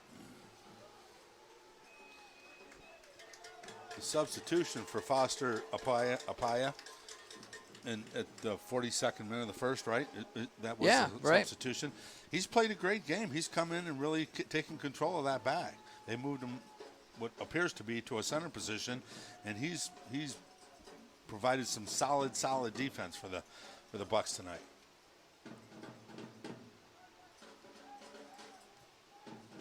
There's Apaya. Brings it down with the chest. He's going to play it across. The strategy is definitely to spread out this Grand Rapids team. There's Nasser. Into Baroni. Back heel there. Cross coming. Far post. Too far. That's going to go out for a goal kick. And we got that change coming up. Substitution for Grand Rapids. Exiting the game is number 9, Matt Whalen. James DeCosimo is going to come into the ball game from Northward University. Let's see who he replaces.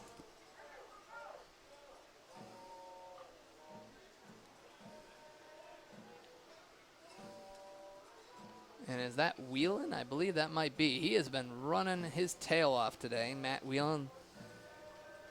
Entering the game is number 28, James DeCasino.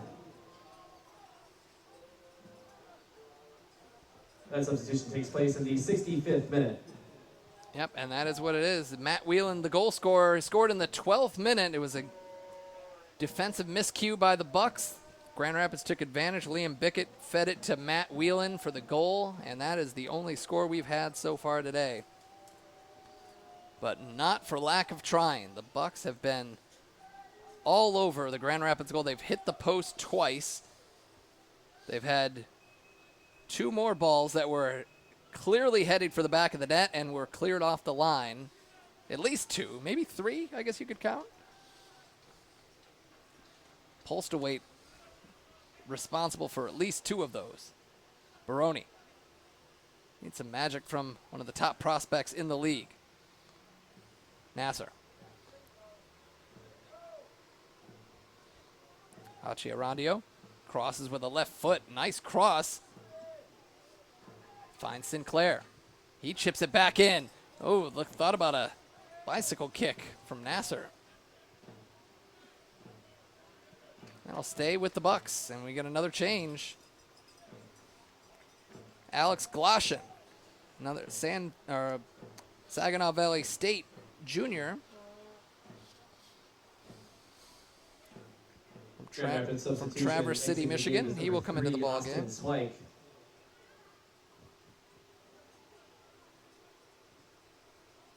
And he's going to take his sweet time coming off the field. He's got look like he's limping a little bit, and I believe that's, if I'm to believe our public address announcer, that would be Austin Swike.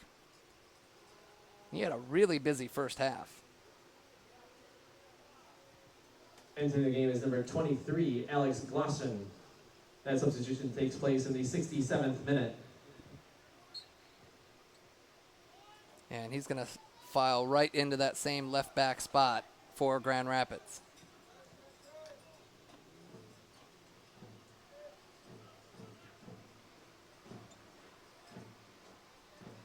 They try to clear. Grand Rapids gets a throw, but deep in their own territory.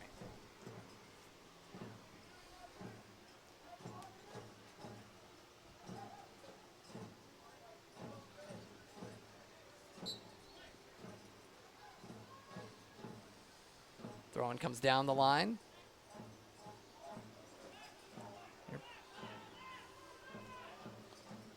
Now through the middle, tackled away nicely by Booth. He gets 2 cracks at it and wins it both times. Here's a chance for the Bucks. Baroni trying to go down the wing, and they're looking for a foul. Nasser calling for a foul. He seems like he was impeded.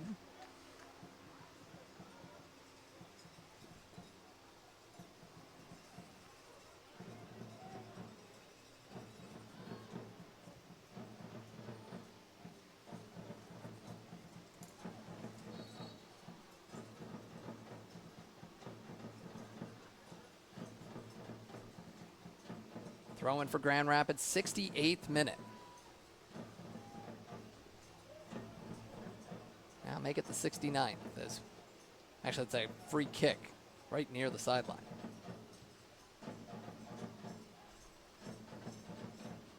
Ball deflects out, and that is going to end up being a throw-in. Yes, it'll be a throw-in.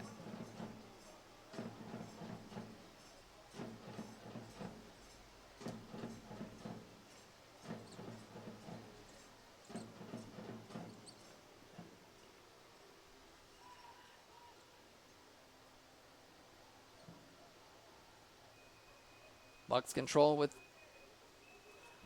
Apaya. Sending it long. It headed right back in by Grand Rapids.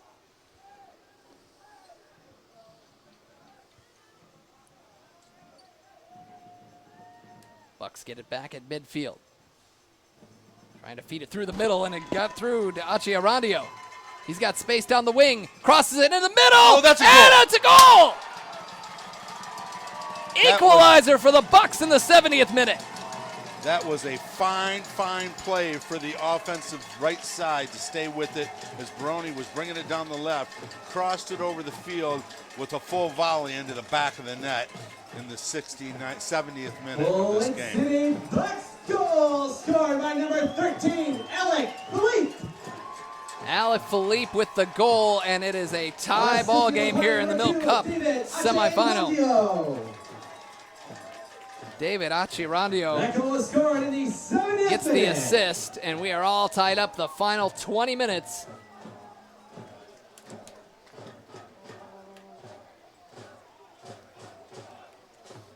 We've just been moving the ball too well not to get one of those in the back of the net. It was bound to happen eventually.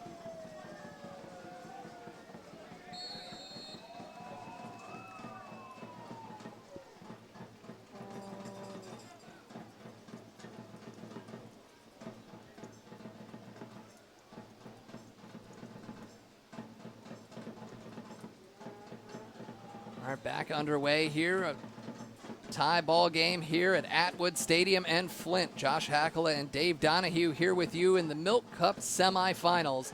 The winner will play either AFC Ann Arbor or Oakland County FC in the championship game. That game is tomorrow at 7 o'clock in Ann Arbor. Another good cross into the middle, looking for Philippe. Sinclair giving chase, and the Bucks will win the throw. Continued good pressure from the Bucks. Keep this up, we're going home with a win. or bring it home, bring a win home. I guess. keep a win Or home, keep a I win guess, home. is that how you'd go? Right. Yeah. The home fans happy. So Right. got a whistle behind the play. They'll restart here. They switch it to the near side. Ache Arandio brings it into the middle. Baroni out wide for Sinclair. Got plenty of space now. Philippe Gonna need a little love, support. got a double team. Plays it back to Well done to Sinclair. get out of that. The Bucks are on a power play, it looks like. Crossing into the middle, nearly connected, and that went out for a goal kick.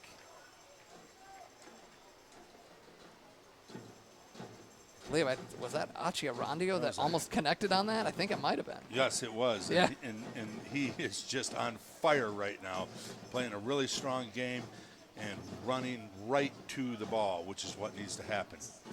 The Flint City Bucks would like to thank Dr. Mark Knight of Knight Dental for being the official team dentist of the Flint City Bucks this season. 73rd minute, White. It's the game back in play, headed up by Farkas, who's drifted back a little bit on the left wing.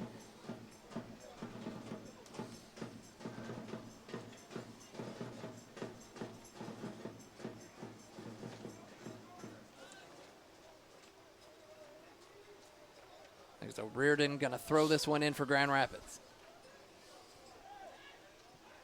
Trying to get it to Cosimo. And back to Vasconcelos at the back. Flick on. Yeah, there it is. Comes forward, and Nassar unable to get to it, but the Bucks maintain possession. Farkas fakes left, goes right, tries to go right through him, and that didn't work.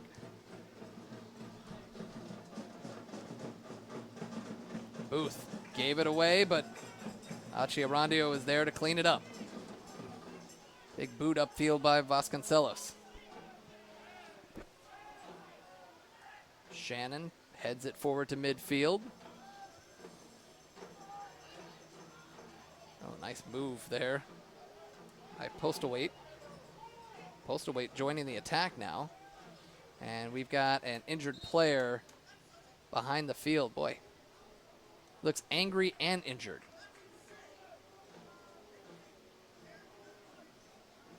Timmer giving a shove to Postlethwaite.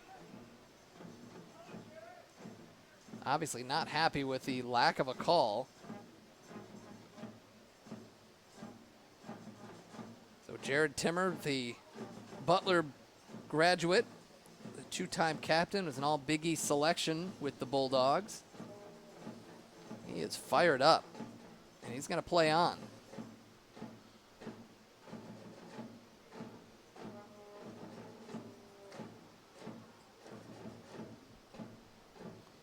The Flint City Bucks would like to thank Ferris Wheels for supporting the Bucks this season. You know, there's an opportunity Ferris here Wheel for the continues to referee to help make Flint sure and that Genesee County grow the and final shine. 15 minutes of this contest is played fairly aggressively, but fairly and without any dirty play. And Yeah, don't want things to get out of control here.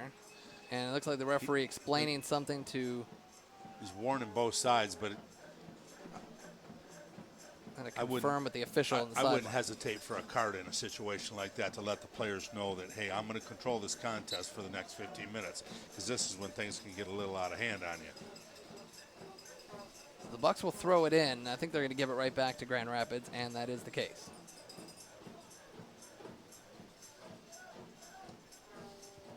'76th minute. We're all tied up at 1 apiece.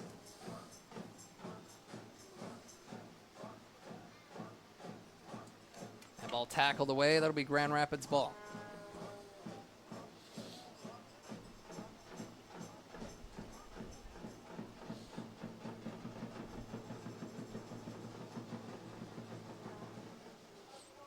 Ifanarati now through the middle, looking for Connerty. That one's cleared out by the Bucks, all the way back on the near sideline, stays in bounds. And Nassar comes away with it. Baroni. Nice move. Free up some space. Options ahead. Looking for Farkas, a little too far out in front.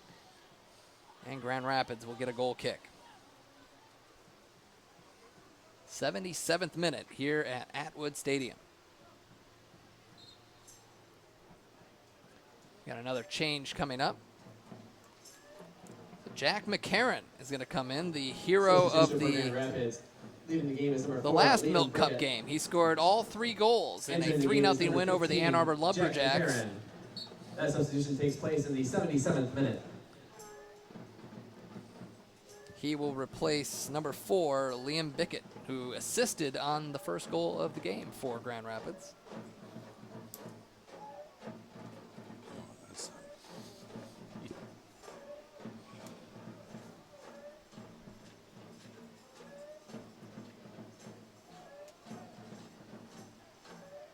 Bucks with possession at the back.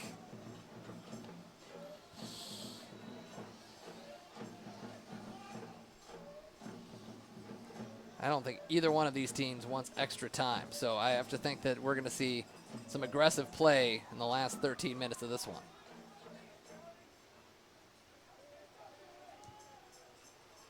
Long ball down the wing looking for Farkas, and he gets shoved off the ball. That's got to be a foul, right? Oh, that's exactly what I'm talking about. That type of play right there. I cannot believe the ref didn't call that. That was a he pointed to his shoulder. To the back of the shoulder. Yeah, that didn't look like shoulder to shoulder to me. And so now we've got players flying everywhere. Referee, you're going to have to control this contest. Sinclair on the far wing. Had Philippe in front of him, taken away by Grand Rapids.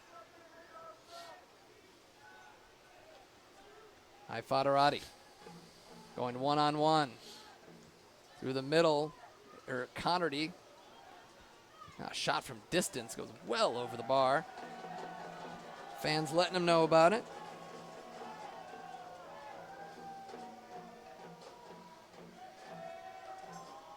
Soggy Bottom Bar is proud to the thing, it's for the safety of the players too, because by nature it gets more aggressive later in the game. Then you get a couple of fouls that may or may not be questionable on by the sides, and they get more aggressive. So and the stakes get higher. Stop it, right? Nobody wants extra time when you have to play a league game in less than 48 hours.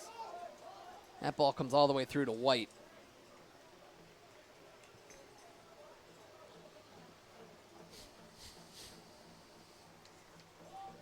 So Jack McCarron came into the game, Martin Methodist College product. He had 14 goals and 8 assists in 17 games in his senior season. A halfway decent stat line there. 28 goals and 15 assists in his career. It was a 3-time all-conference selection. So they're bringing on some firepower for the home stretch here for Grand Rapids, playing on the road. There's McCarron switching it, coming to the near side, and that one kept in bounds by O'Riordan. He crosses, looking far post, and that's too far. Cleared out by Apaya.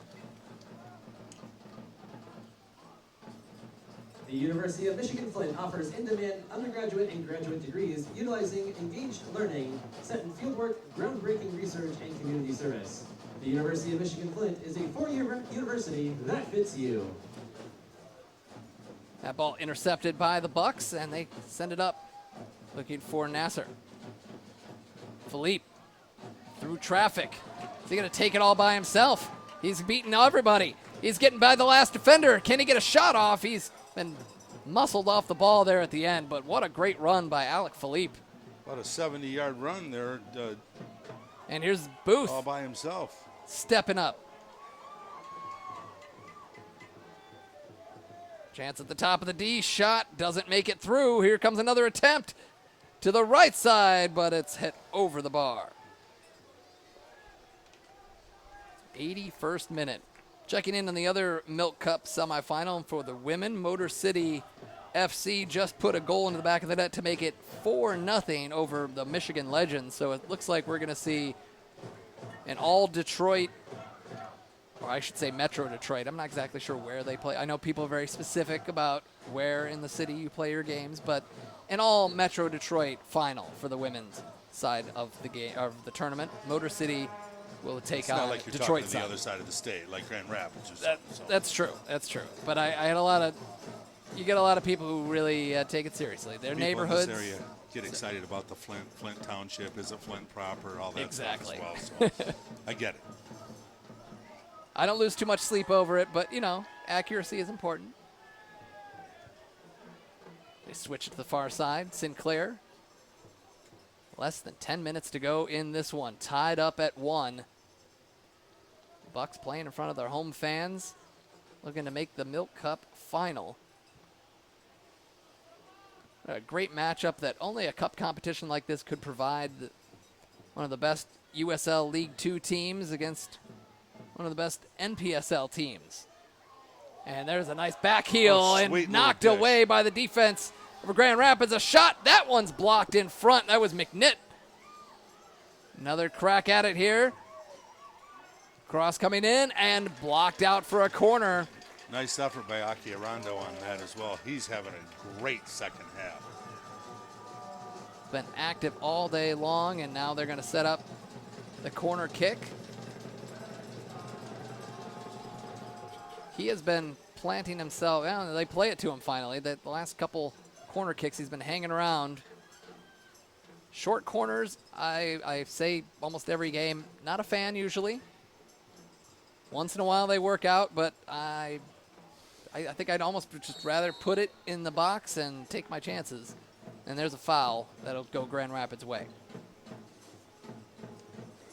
Too many variables when you start mixing in short corners, and that would be a good example. That element of surprise too, with 7 minutes on the clock. If it's executed quickly, sure, yeah. But usually they just kind of play it short and give the team a chance to come out and get them. And Joe White's going to put it back in play in the 84th minute.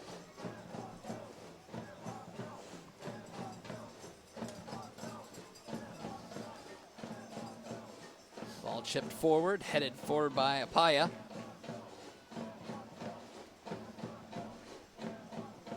Connerty chips it forward to no one in particular.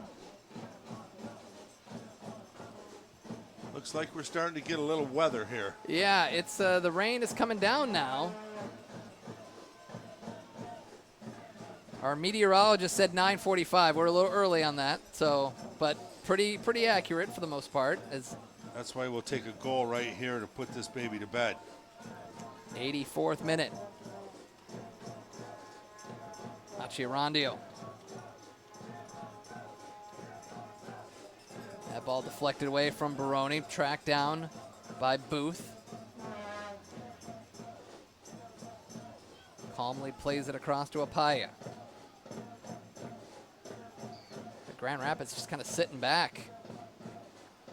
Bucks have had more of the chances in the second half, that's for sure. Yeah, Bucks win the ball up. It's almost like they're playing for a mistake by the Bucks. Yeah. Rather than to have their own offensive pursuit. There was a foul, I believe, with Philippe that got fouled near the sideline. So the Bucks with the set piece opportunity.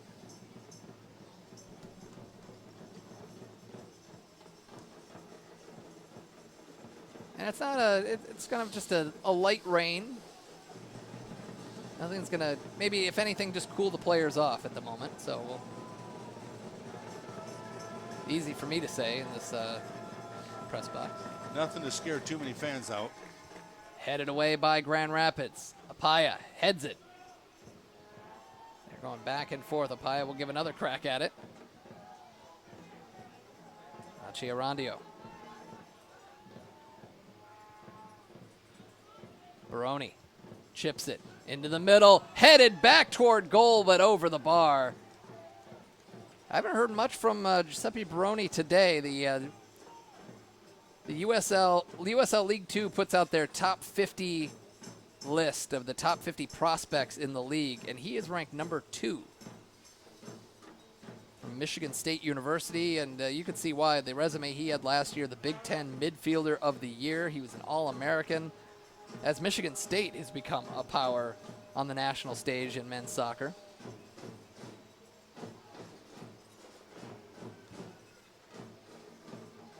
Big Ten just continues to get stronger and stronger in soccer.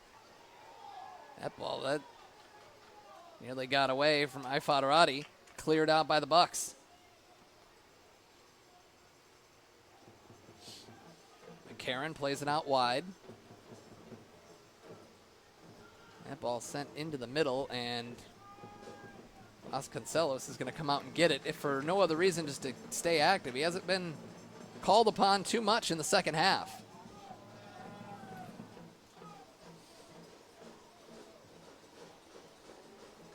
'87th minute.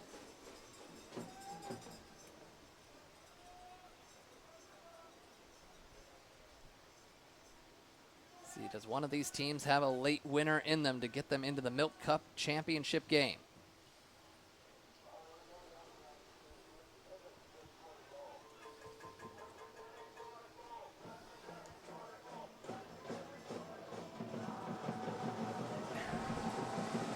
Chested down by Vasconcelos. Bucks are content to just keep the possession here and see if they can work something out. Baroni now comes to the near side, goes wide, and has that intercepted. And that's a foul. We'll go Grand Rapids' way.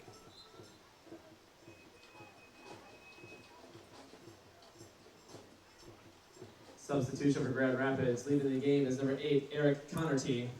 Eric Connerty comes out of the game, the Western Michigan Bronco. He'll begin his career with the Broncos this fall.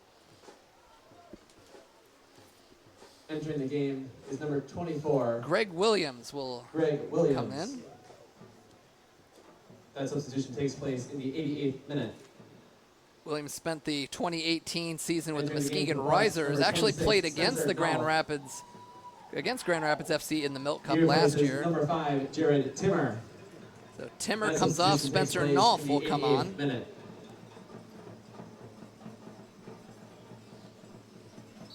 A couple of changes here for the home stretch of this one. 89th minute, Joe White will restart play.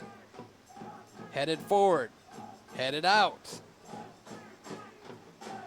And Grand Rapids will get the throw.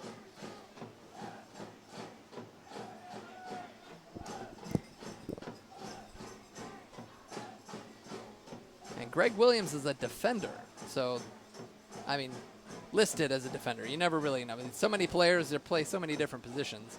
We'll see where he ends up playing for Grand Rapids here down the stretch. He replaces an attacking midfielder as the Bucks win the throw.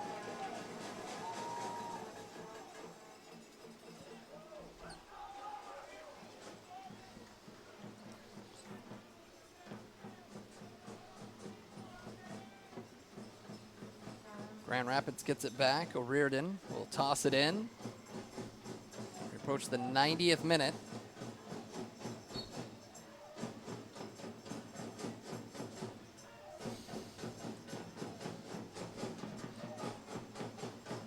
Looks like we're going to get about 4 minutes of stoppage play. Saw the official timekeeper signal to the referee, so. And we got a collision near the sideline. Baroni runs over Mendoza.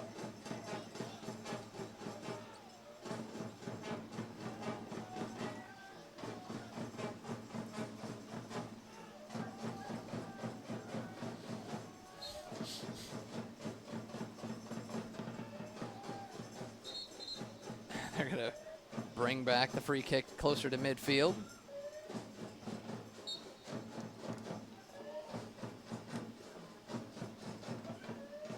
All right, we are into stoppage time. Ball deflected in, cleared out by Apaya.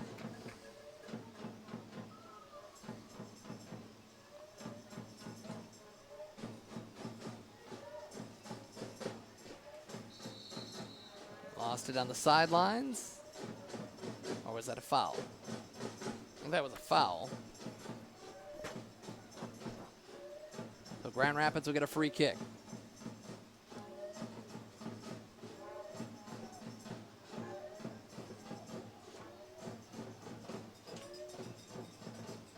So the Ball played through and all the way into the arms of Ladies and gentlemen, the Vasconcelos. referee has indicated that there will be a minimum of 4 minutes of added 4 time. minutes of stoppage time, you were right. And the extra time rules for the Milk Cup are pretty standard. 2 15-minute extra time periods, no golden goal. If there is no winner at the end of those 2 15-minute extra time periods, we'll play a penalty kick shootout or kicks from the mark, or however, whatever term you like to use. It's all the same. Baroni turns with it, gets it on his left foot, leaves it, and just a little bit out of reach for the Bucks. Still time left. I don't know, about 3 minutes or so left in stoppage time. Alciarandio. Nasser has it tackled away. Grand Rapids clears it up the field, and it's still Bucks ball.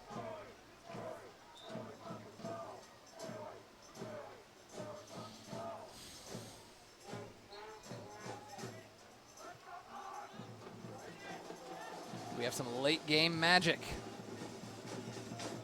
I'm not taking credit for late game magic, but the last time I was here, Yuri Farkas scored on what is essentially the last kick of the game. Oh, there's a rough collision, and they're going to stop the game immediately. And that's Baroni who went down in a heap. He definitely got the worst of it. Not sure what discussion needs to happen. It looked like two players going for the ball, and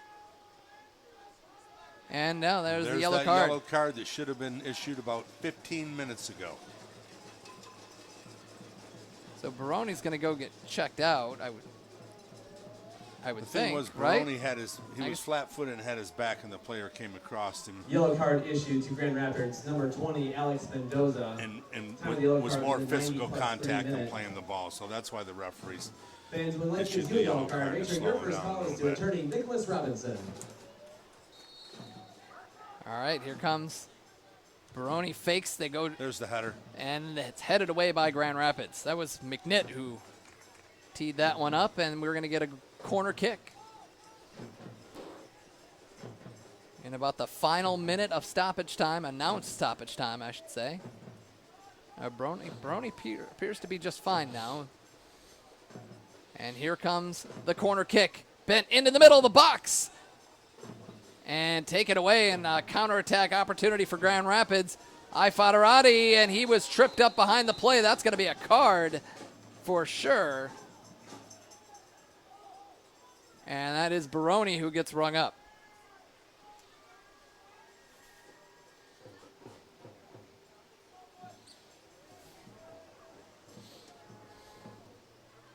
Ball was way out in front. I don't think he would have gotten there anyway. But Baroni. Fans, when you commit a bad foul, make sure your first call is to attorney Nicholas Robinson. I love that the bad fouls bring out a lawyer ad. And here's a header out by the Bucks, and that's going to be a foul in the box.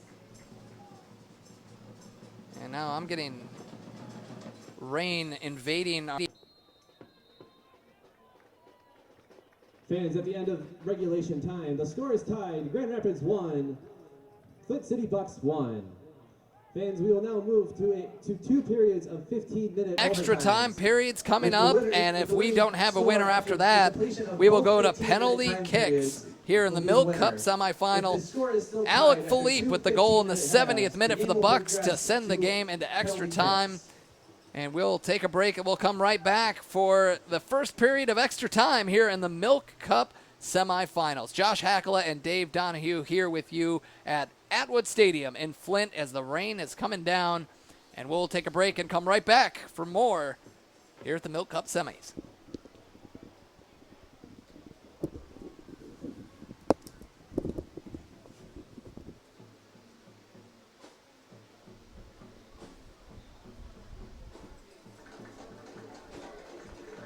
Ladies and gentlemen, this is Mambo number 5.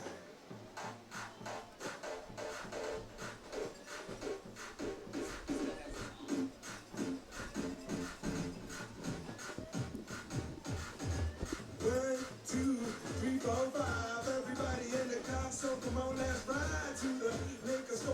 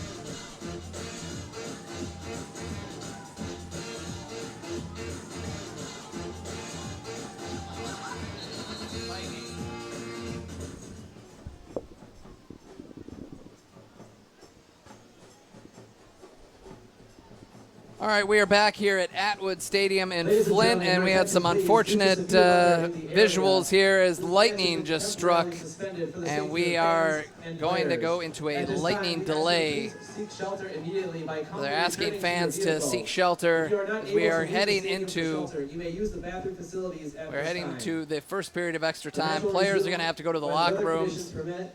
Additional announcements will be made through our social media And it looks channels like, on Facebook and Twitter, and through Dave the public Donahue and I are going to watch system. some Michigan Thank you for your baseball while we sit understanding here and and cooperation. wait this out. So we have to wait for, hopefully there won't be another lightning strike in the area, and they will let them get back on the field and finish this Milk Cup semifinal. So once again, the Flint City Bucks and Grand Rapids FC tied at 1 as we are in a weather delay here at Atwood Stadium in Flint.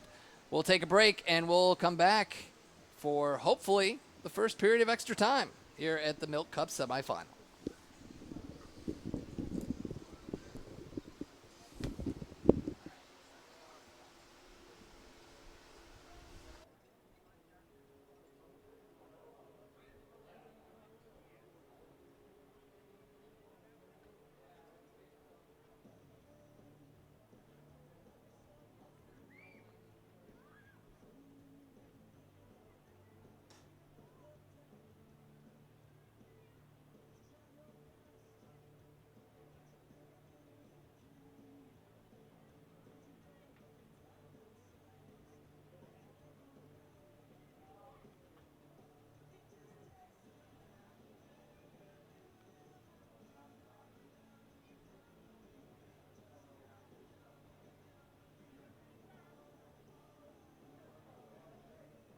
No, I just have to put the thingy on.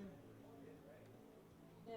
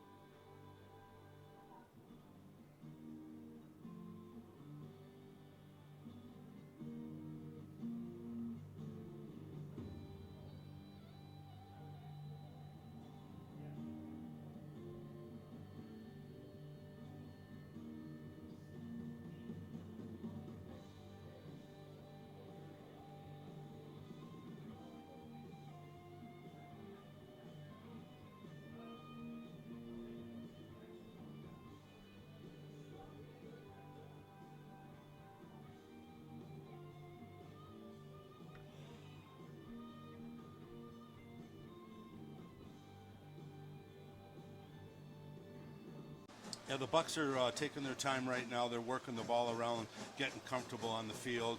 Lots of good ball movement, north, south, east, west. So obviously they're well prepared for this game and the plan of attack. Nice pursuit there. Yeah, Joe White coming off his line. Help out. I guarantee you the coach just chewed off a finger with that cross in front of the goal. I mentioned Andy Wagstaff in charge of the club tonight. Mir Muftari's out on. Oh, and it cleared out right at the last minute by Myers. And nice defense. The Milk Cup semifinals. Josh Hackla and Dave Donahue here with you on a beautiful night in Flint. Ooh, and there's a giveaway, and here's an opportunity with Liam Beckett. Beckett's got two defenders in front of him, plays it across, in, and it's a first goal of the game. Matt Whelan connect. On the ground looking for Farkas. Achia Rondio keeps it on the ground, but gives it away. Can they recover? Yes, Good they pressure. can. Achia Rondio will take a shot with his left foot right into the arms of Joe White. Cross fields, switching fields here, and you know the whole wing was open there. He could have drove up and got another 40 yards before crossing that ball. I'd like to see him take it a little bit deeper into some of those plays. Farkas has that ball knocked away. Whelan comes away with it. Ball through the middle, tackled away nicely by Booth. Through the middle, deflected out. Now Grand Rapids with it. And if Whelan hurries, they could get a little counter going, and he does. He's got Ifadarati in front of him. A little too much of a touch. Did it cost him? Oh, yeah, it looks like it did. Ball cleared out nicely by Vanderlaan. Bucks will get the throw. Achia Rondio on the left wing. Opportunity here. Farkas in the middle. Plays it to him. It Rebound. falls, Oh! but it's cleared off the line. Hits the defender. Yeah, the Bucks are taking their time right now. They're working the ball around, getting comfortable on the field.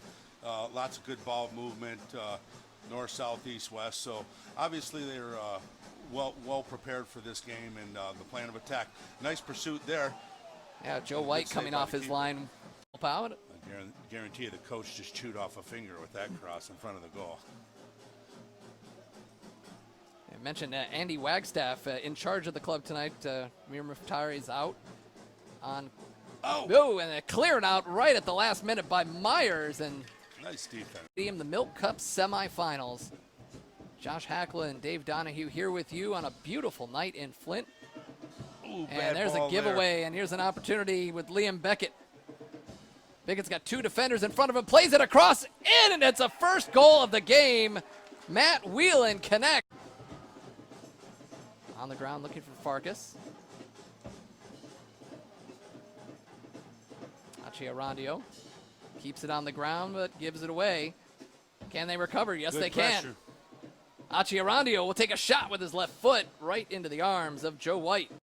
Cross fields, switching fields here, and you know the whole wing was open there. He could have drove up and got another 40 yards before crossing that ball. I'd like to see him take it a little bit deeper into some of those plays. Farkas has that ball knocked away. Whelan comes away with it. Ball through the middle, tackled away nicely by Booth. Through the middle, deflected out. Now Grand Rapids with it. And if Whelan hurries, they could get a little counter going, and he does. He's got Ifadarati in front of him. A little too much of a touch. Did it cost him? Oh, yeah, it looks like it did. Ball cleared out nicely by Vanderlaan. Bucks will get the throw. Achia Rondio on the left wing. Opportunity here. Farkas in the middle. Plays it to him. It Rebound. falls, Oh! but it's cleared off the line. Hits the defender. Yeah, the Bucks are taking their time right now. They're working the ball around, getting comfortable on the field. Lots of good ball movement, north, south, east, west. So obviously they're well prepared for this game and the plan of attack. Nice pursuit there. Yeah, Joe White coming off his line. Help out. I guarantee you the coach just chewed off a finger with that cross in front of the goal. I mentioned Andy Wagstaff in charge of the club tonight. Mir Muftari's out on. Oh, and it cleared out right at the last minute by Myers. And Nice defense. The Milk Cup semifinals. Josh Hackla and Dave Donahue here with you on a beautiful night in Flint. Ooh, And there's a giveaway, and here's an opportunity with Liam Beckett. Beckett's got two defenders in front of him, plays it across, in, and it's a first goal of the game. Matt Whelan connect. On the ground looking for Farkas. Arandio keeps it on the ground, but gives it away. Can they recover? Yes, Good they pressure. can. Arandio will take a shot with his left foot right into the arms of Joe White. Cross fields, switching fields here, and you know the whole wing was open there. He could have drove up and got another 40 yards before crossing that ball. I'd like to see him take it a little bit deeper into some of those plays. Farkas has that ball knocked away. Whelan comes away with it. Ball through the middle, tackled away nicely by Booth. Through the middle, deflected out. Now Grand Rapids with it. And if Whelan hurries, they could get a little counter going, and he does. Got Ifadarati in front of him. A little too much of a touch. Did it cost him? Oh, yeah, it looks like it did. Ball cleared out nicely by Vanderlaan. Bucks will get the throw. Arandio on the left wing. Opportunity here. Farkas in the middle. Plays it to him. It Rebound. falls, Oh! but it's cleared off the line. Hits the defender. Yeah, the Bucks are taking their time right now. They're working the ball around, getting comfortable on the field. Lots of good ball movement, north, south, east, west. So obviously they're well prepared for this game and the plan of attack. Nice pursuit there. Yeah, Joe White save coming by off the his keeper. line. Help out. I guarantee you the coach just chewed off a finger with that cross in front of the goal. I mentioned Andy Wagstaff in charge of the club tonight. Mir Muftari is out on. Oh, and it cleared out right at the last minute by Myers. And Nice defense. the Milk Cup semifinals. Josh Hackla and Dave Donahue here with you on a beautiful night in Flint. Ooh, bad And there's a ball giveaway, and here's an opportunity with Liam Beckett. Beckett's got two defenders in front of him, plays it across, in, and it's a first goal of the game. Matt Whelan connect. On the ground looking for Farkas. Arandio keeps it on the ground, but gives it away. Can they recover? Yes, Good they pressure. can. Arandio will take a shot with his left foot right into the arms of Joe White. Cross fields, switching fields here, and you know the whole wing was open there. He could have drove up and got another 40 yards before crossing that ball. I'd like to see him take it a little bit deeper into some of those plays. Farkas has that ball knocked away. Whelan comes away with it. Ball through the middle, tackled away nicely by Booth. Through the middle, deflected out. Now Grand Rapids with it. And if Whelan hurries, they could get a little counter going, and he does. Got Ifadarati in front of him. A little too much of a touch. Did it cost him? Oh, yeah, it looks like it did. Ball cleared out nicely by Vanderlaan. Bucks will get the throw. Arandio on the left wing. Opportunity here. Farkas in the middle. Plays it to him. It Rebound. falls, Oh! but it's cleared off the line. Hits the defender.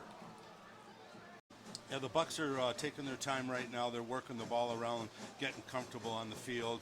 Lots of good ball movement, north, south, east, west. So obviously they're well prepared for this game and the plan of attack. Nice pursuit there.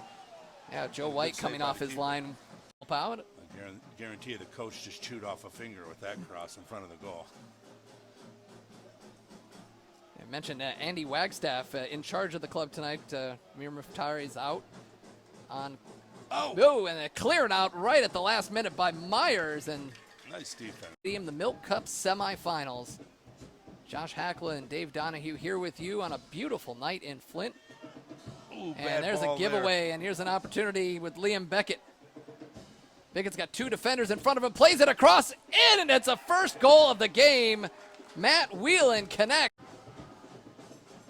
On the ground looking for Farkas. Arandio keeps it on the ground, but gives it away. Can they recover? Yes, Good they pressure. can. Achiarandio will take a shot with his left foot right into the arms of Joe White. Cross fields, switching fields here, and you know the whole wing was open there. He could have drove up and got another 40 yards before crossing that ball. I'd like to see him take it a little bit deeper into some of those plays. Farkas has that ball knocked away. Whelan comes away with it. Ball through the middle, tackled away nicely by Booth. Through the middle, deflected out. Now Grand Rapids with it.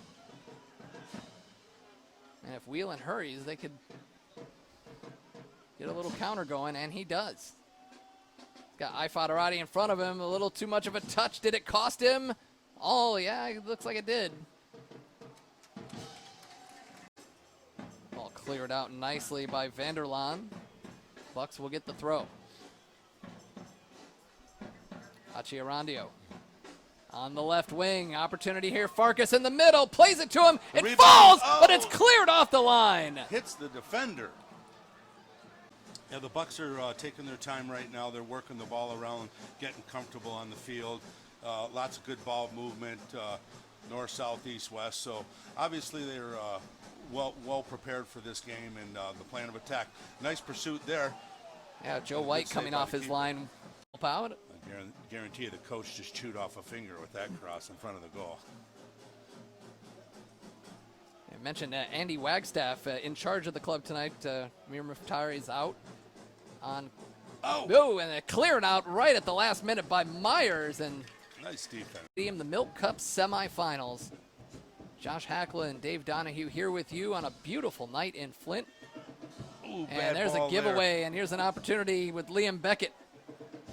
Beckett's got two defenders in front of him, plays it across in, and it's a first goal of the game. Matt Whelan connect. On the ground looking for Farkas. Achiarandio keeps it on the ground, but gives it away. Can they recover? Yes, they can. Achiarandio will take a shot with his left foot right into the arms of Joe White. Cross fields, switching fields here, and you know the whole wing was open there. He could have drove up and got another 40 yards before crossing that ball. I'd like to see him take it a little bit deeper into some of those plays. Farkas has that ball knocked away. Whelan comes away with it. Ball through the middle, tackled away nicely by Booth. Through the middle, deflected out. Now Grand Rapids with it. And if Whelan hurries, they could get a little counter going, and he does. Got Ifadarati in front of him. A little too much of a touch. Did it cost him? Oh, yeah, it looks like it did. Ball cleared out nicely by Vanderlaan. Bucks will get the throw. Achiarandio on the left wing. Opportunity here. Farkas in the middle. Plays it to him. It Rebound. falls, Oh! but it's cleared off the line. Hits the defender. Yeah, the Bucks are taking their time right now. They're working the ball around, getting comfortable on the field. Lots of good ball movement, north, south, east, west. So obviously they're well prepared for this game and the plan of attack. Nice pursuit there. Yeah, Joe White coming off his line. Help out. I guarantee you the coach just chewed off a finger with that cross in front of the goal. I mentioned Andy Wagstaff in charge of the club tonight. Mir Muftari is out on. Oh, and it cleared out right at the last minute by Myers. And nice defense. The Milk Cup semifinals. Josh Hackla and Dave Donahue here with you on a beautiful night in Flint. Ooh, and there's a giveaway, and here's an opportunity with Liam Beckett. Beckett's got two defenders in front of him, plays it across in, and it's a first goal of the game. Matt Whelan connect. On the ground looking for Farkas. Achiarandio keeps it on the ground, but gives it away. Can they recover? Yes, Good they pressure. can. Achiarandio will take a shot with his left foot right into the arms of Joe White. Cross fields, switching fields here, and you know the whole wing was open there. He could have drove up and got another 40 yards before crossing that ball. I'd like to see him take it a little bit deeper into some of those plays. Farkas has that ball knocked away. Whelan comes away with it. Ball through the middle, tackled away nicely by Booth. Through the middle, deflected out. Now Grand Rapids with it. And if Whelan hurries, they could get a little counter going, and he does. Got Ifadarati in front of him. A little too much of a touch. Did it cost him? Oh, yeah, it looks like it did. Ball cleared out nicely by Vanderlaan. Bucks will get the throw. Achiarandio on the left wing. Opportunity here. Farkas in the middle. Plays it to him. It Rebound. falls, Oh! but it's cleared off the line. Hits the defender. Yeah, the Bucks are taking their time right now. They're working the ball around, getting comfortable on the field. Lots of good ball movement, north, south, east, west. So obviously they're well prepared for this game and the plan of attack. Nice pursuit there. Yeah, Joe White coming off his line. Help out. I guarantee you the coach just chewed off a finger with that cross in front of the goal. I mentioned Andy Wagstaff in charge of the club tonight. Mir Muftari's out on. Oh, and it cleared out right at the last minute by Myers. And nice defense. the Milk Cup semifinals. Josh Hackla and Dave Donahue here with you on a beautiful night in Flint. Ooh, And there's a giveaway, and here's an opportunity with Liam Beckett. Beckett's got two defenders in front of him, plays it across, in, and it's a first goal of the game. Matt Whelan connect. On the ground looking for Farkas. Achiarandio keeps it on the ground, but gives it away. Can they recover? Yes, Good they pressure. can. Achiarandio will take a shot with his left foot right into the arms of Joe White. Cross fields, switching fields here, and you know the whole wing was open there. He could have drove up and got another 40 yards before crossing that ball. I'd like to see him take it a little bit deeper into some of those plays. Farkas has that ball knocked away. Whelan comes away with it. Ball through the middle, tackled away nicely by Booth. Through the middle, deflected out. Now Grand Rapids with it. And if Whelan hurries, they could get a little counter going, and he does. Got Ifadarati in front of him. A little too much of a touch. Did it cost him? Oh, yeah, it looks like it did. Ball cleared out nicely by Vanderlaan. Bucks will get the throw. Achiarandio on the left wing. Opportunity here. Farkas in the middle. Plays it to him. It Rebound. falls, Oh! but it's cleared off the line. Hits the defender. Yeah, the Bucks are taking their time right now. They're working the ball around, getting comfortable on the field. Lots of good ball movement, north, south, east, west. So obviously they're well prepared for this game and the plan of attack. Nice pursuit there. Yeah, Joe White coming off his line. Help out. I guarantee you the coach just chewed off a finger with that cross in front of the goal.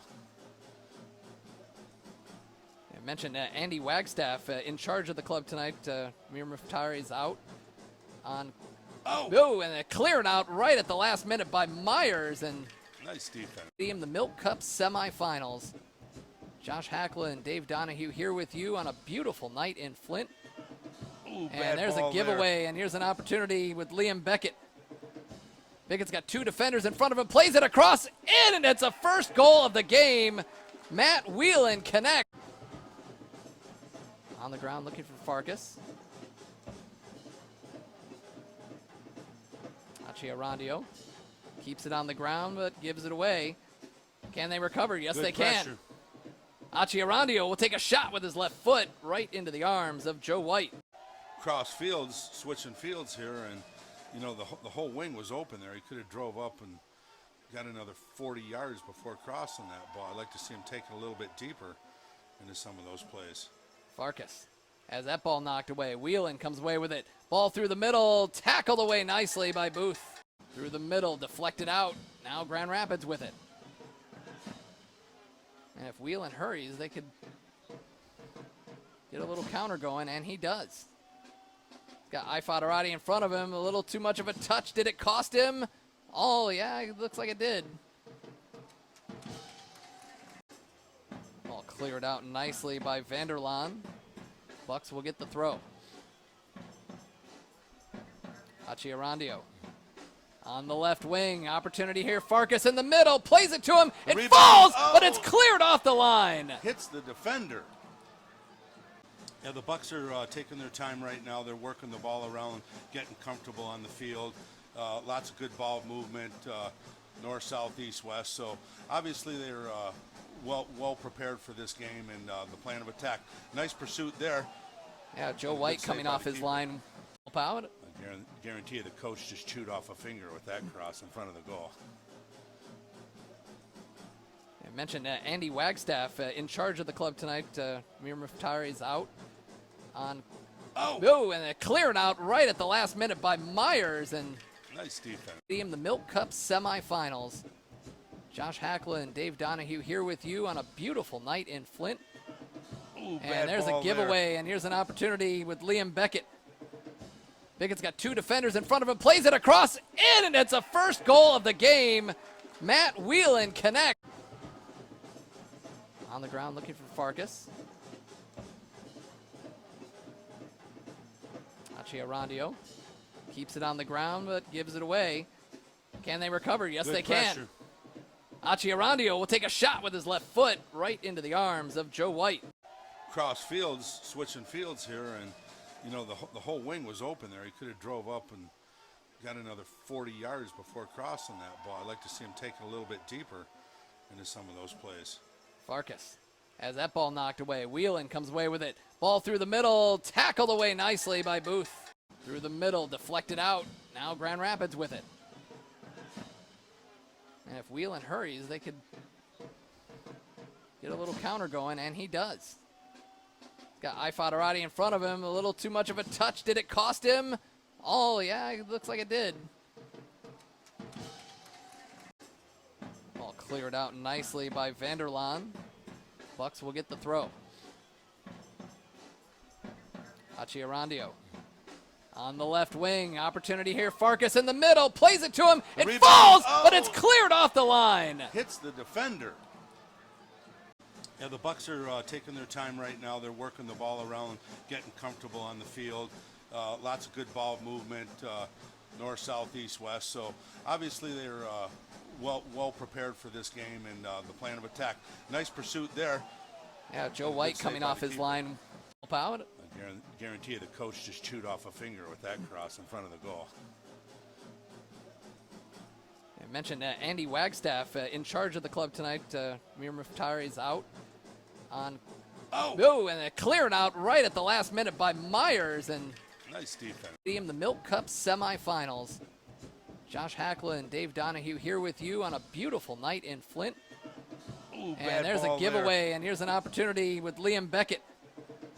Beckett's got two defenders in front of him, plays it across, in, and it's a first goal of the game. Matt Whelan connect. On the ground looking for Farkas. Arandio keeps it on the ground, but gives it away. Can they recover? Yes, Good they pressure. can. Arandio will take a shot with his left foot right into the arms of Joe White. Cross fields, switching fields here, and you know the whole wing was open there. He could have drove up.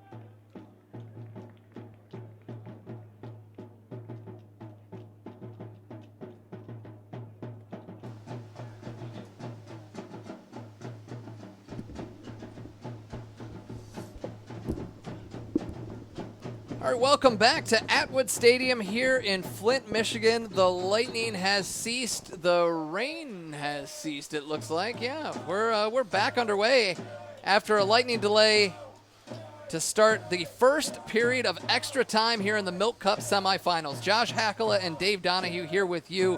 And, boy, it was and just right out of the gate, Grand Rapids sending a laser. Jack McCarron testing the goalkeeper, Gustavo Vasconcelos. Boy, we're getting rusty with all the break we've had. But that was a great save by Gustavo in the upper 90 there.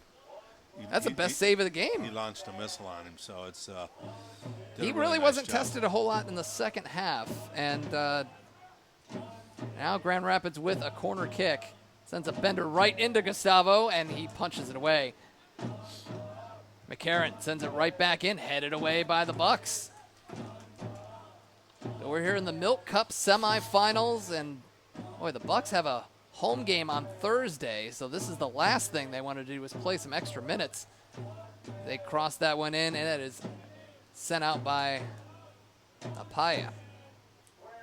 And we're going to get another corner kick for Grand Rapids FC. The scoring, Matt Whelan scored in the 12th minute. He has since exited the game. Second half sub, Alec Philippe equalized in the 70th minute for the Bucks here at home. Trying to make it to the championship game where they will play the winner of AFC Ann Arbor and Oakland County FC, who will play their semifinal match tomorrow night.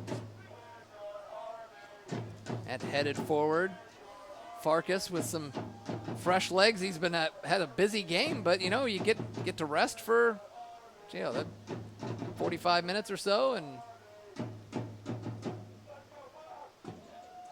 so if nobody comes away with a win after 30 minutes of extra time, we will have penalty kicks. We haven't heard there was talk of just, if the weather continued, that maybe we would just skip extra time and go to penalty kicks, but the storm system has passed, apparently. Luckily, technology allows them a little more information than what it used to. Yeah, the storm system moved in. It was raining pretty hard there for a while. Now through the middle, 1-2. Philippe into Nasser. So let's get the lineups. It looks, trying to see if we have any other changes that have been made. I think everyone pretty much stayed the same, but for Grand Rapids, Joe White in goal, Jake Vanderlaan, Caleb Postlethwaite, Jalen Shannon in the defense with Alec Gloshin, Dara O'Riordan, Alex Mendoza in the midfield, Greg Williams, Jack McCarron, TJ Ifadarati, and James DeCosimo up top for Grand Rapids. Get the Bucks here momentarily as they look to move. Ball knocked away. Grand Rapids with it.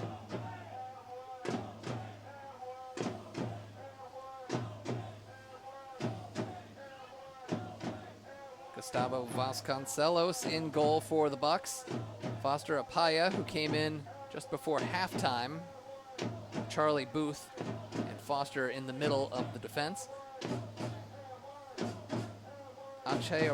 David Ache is the left back, had a fantastic second half for the Bucks with his left back position, pushing up Omar Sinclair at the right back position. Braden McNitt, Spencer Nolf, Giuseppe Baroni is playing with a yellow card.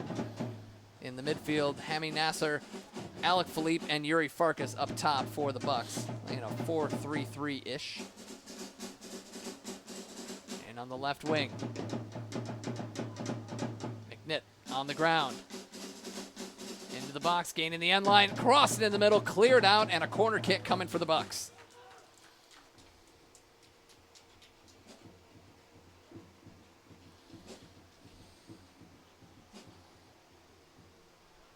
It's going to be Braden McNitt to put this one in play from the corner. One of the Wright State players from Brighton, Michigan. Right-footed in-swinger. It is to the far post, headed out. And we'll do it again.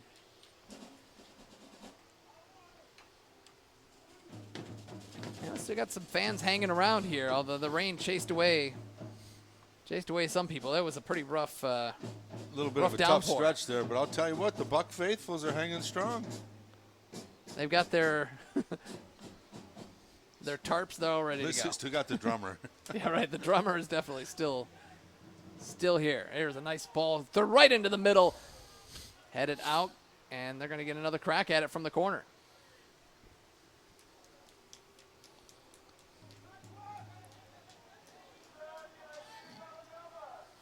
Could be we see Caleb Postalwaite save the day for Grand Rapids, as he has saved at least 2 balls who are sure goals for the Bucks. And there's a header right in front. It was almost too good. Probably was right into his chin, I think, was the problem with that one. Kind of handcuffed him a little bit on that header.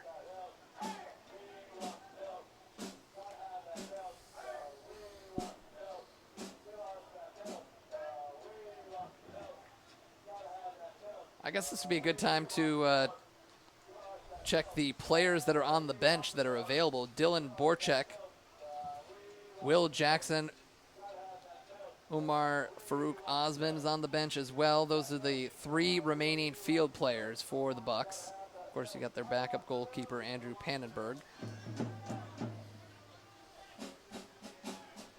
Grand Rapids also has some talent where they're, although on the defensive side, Fadarati. In the middle for Mendoza.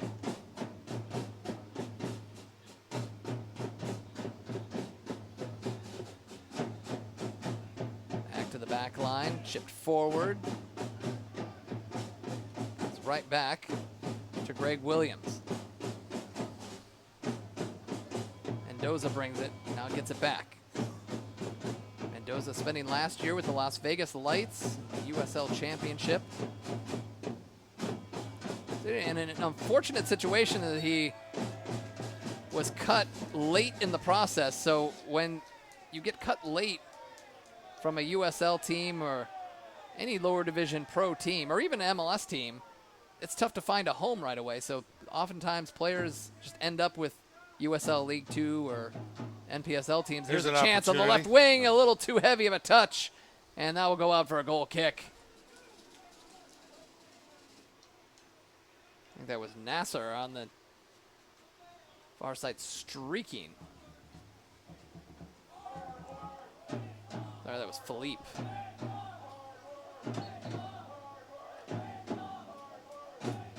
So it worked out for Grand Rapids. They get a player like Alex Mendoza with some professional experience. They spent 3 years with Pumas in Mexico and even had a cup of coffee with the Philadelphia Union in Major League Soccer. So bringing that kind of experience to an MPSL team, valuable. Nice clearance there for the Bucks. Again, Foster Apaya playing some great defense at the back line since coming on just before halftime. So throw in deep in Bucks territory for the visitors, and we've got another new player coming on.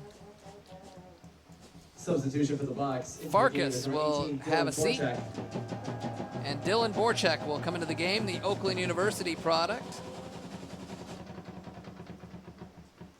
Spent his first 2 years in college at Schoolcraft College, where he helped the team to the national championship game.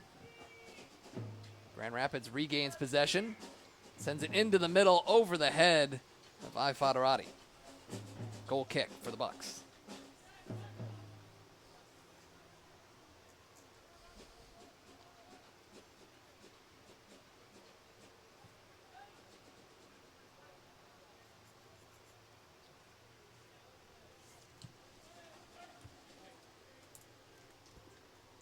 Throw in for the Bucks near midfield. So just 2 field players left for the Bucks. Omar Farouk Osman and Will Jackson, both attacking players from some pretty great programs. Farouk Osman from Michigan, Will Jackson from Akron. And the ball crossed into the middle, headed out by Grand Rapids. It's loose in front. Can he get a foot to it? No, it's blocked. Another shot, and it's a goal! Bucks in front in extra time in the Milk Cup semifinals.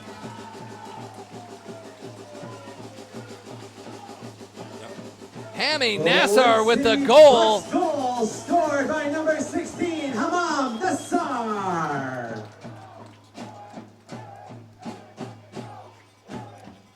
Hammy Nassar, the Butler Bulldog from Dearborn, Michigan, played his high school ball at Edsel Ford High School.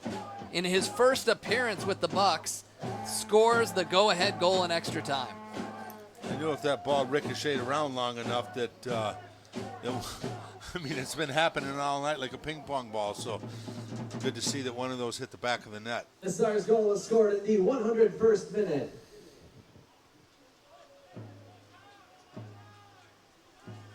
So can the Bucks hold on here at home?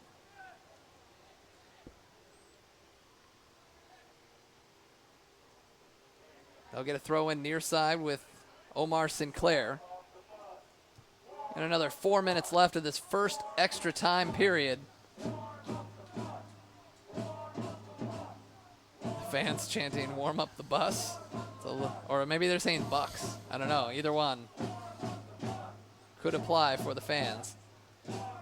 Well, all taken away. The Bucks are warm, so they are now for sure.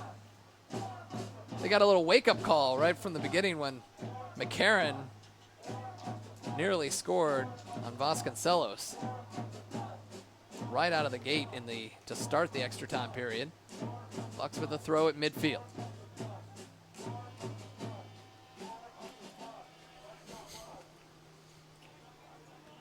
Sinclair.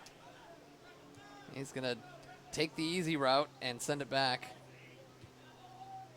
Bucks are going to be content to just keep possession, something they're usually pretty good at.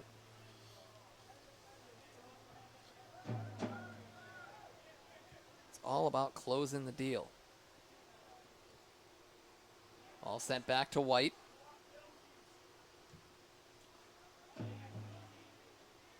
Headed forward.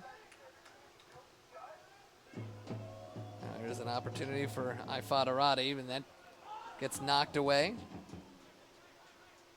Paya now to the near side with Sinclair.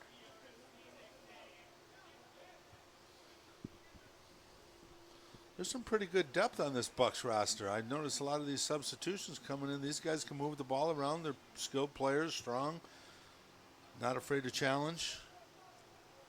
It's impressive. You know, and there aren't a lot of roster restrictions when it comes to some of these summer league teams, and sometimes you see 30 players, nice and there's ball. an opportunity coming for the Bucks. 2 players, 3 players, and tackled away. Philippe again playing more centrally. You've got Nassar out on the left wing, and Dylan Borchak is going to check into that right forward spot, sort of a right wing.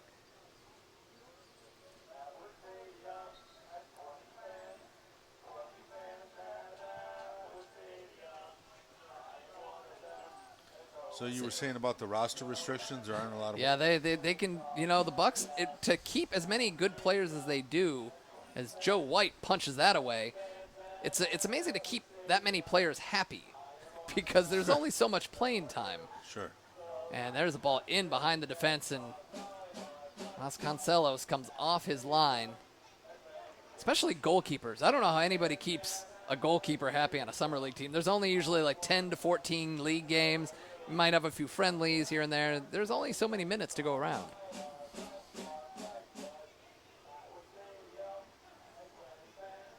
But players come from all over to play for the Bucks. We've seen that for the last 20 plus years. No team in the country has more professional team upsets than the Bucks in the recent history of the Open Cup. No amateur team has more wins. There's the laundry list. Here comes Grand Rapids out of the middle. Once again, Postlethwaite using his, we'll see Postlethwaite probably jumping into the attack a little bit more, needing a goal as we head down to the end of the There'll be another first extra card time issued. period. as Grand Rapids frustrations mount, and some of the plays a little discouraging there to see from some of those guys. But again, that's where the referee needs to control the game and the nature of the game as well. All right, into a stoppage time, what little there is for the first extra time period, and we're in it.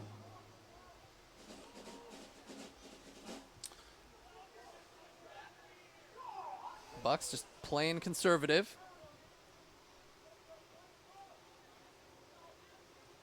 Yeah, they didn't get an announcement on who the yellow card was for Grand Rapids. I missed the number.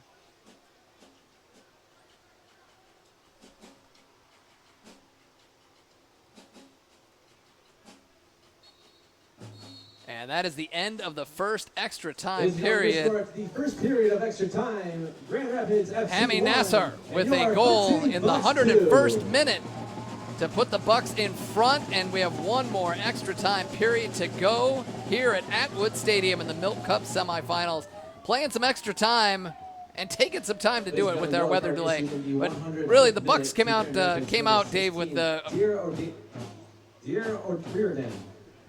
That's our yellow card announcement. Oh, did they have the yellow Yeah. card? O'Riordan got the yellow card. Okay, I was like, look, they were having as much trouble tracking it down as we did. So we'll just add that to with O'Riordan with the yellow card. But Josh Hackle and Dave Donahue here with you at Atwood Stadium, and Dave, the Bucks got a wake-up call with that Jack McCarron, that save that Vasconcelos had to make into the upper 90, made the save, and then really the Bucks came alive right after that and scored that goal they needed. Well, and that's the beautiful thing of this game, that the slightest little thing can motivate the team, and they generate some serious offensive energy the other direction.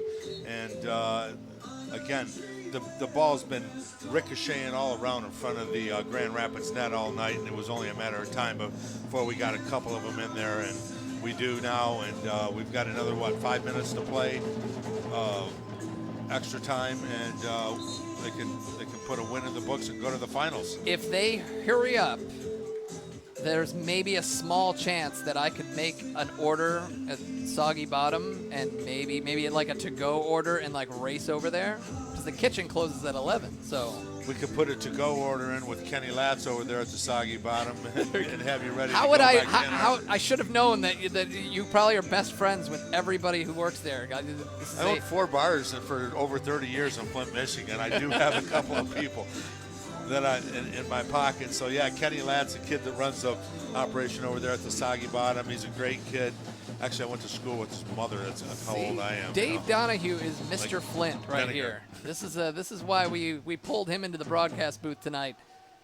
As we begin the second extra time period here at Atwood Stadium, the Michigan Milk Cup semifinals.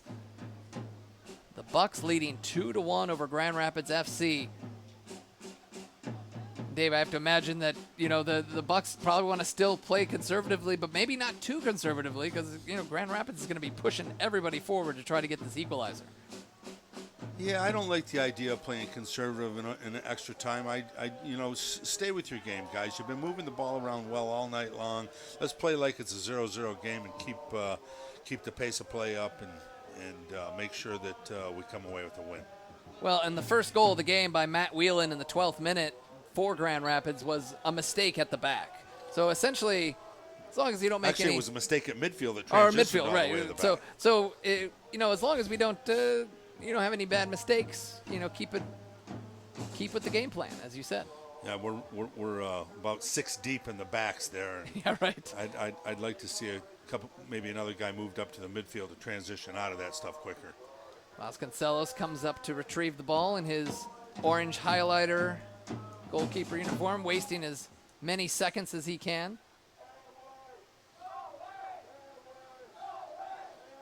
So right now, Grand Rapids with Joe White in goal, Alex Gloshin, Jake Vanderlaan, Caleb Postlethwaite, Jalen Shannon, Dara O'Riordan across the back, although really O'Riordan and Gloshin have been pushing up quite a bit, sort of like essentially midfielders. It's listed as a 4-3-2 setup, but It's all relative. Alex Mendoza in midfield with Greg Williams, Jack McCarron.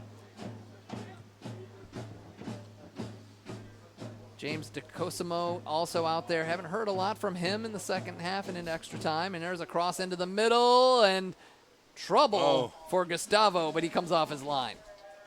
And TJ Ifadarati also out there. He has been all over the field. Credit to him. Still got some gas in the tank after all the running he's done tonight. But for the Bucks, Gustavo Vasconcelos is in goal still. Made that great save at the start of the first extra time period. His best save of the game. Foster Apaya, Charlie Booth in the center of defense. Omar Sinclair on the right side. David Achiarandio on the left side. Giuseppe Baroni is in there with Spencer Nolf, Braden McNitt in midfield. Hammy Nassar, Alec Philippe, and Dylan Borchek up top for the Bucks. But you'll see probably more of those guys dropping back to help out, I would think, in the final 10 or 12 minutes of this game. Dylan Borchek's played a fine game for the amount of time he's been in here. He's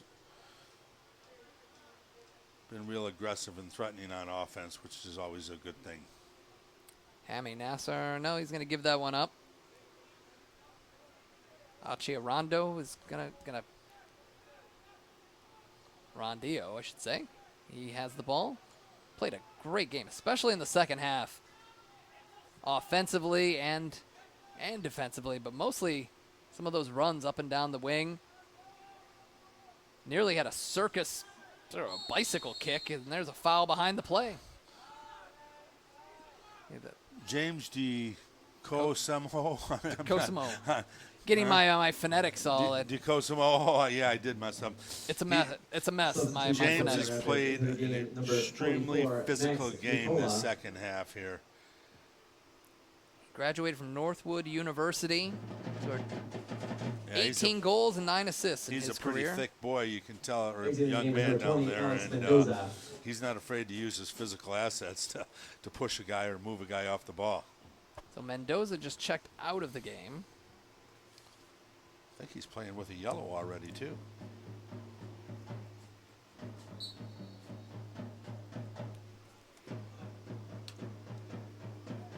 Didn't catch who came on for him. That was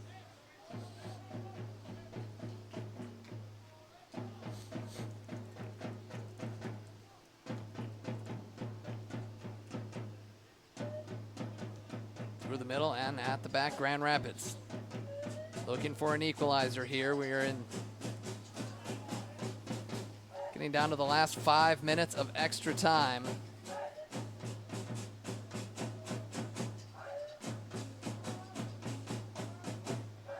Or 10 minutes, I should say. Bad math.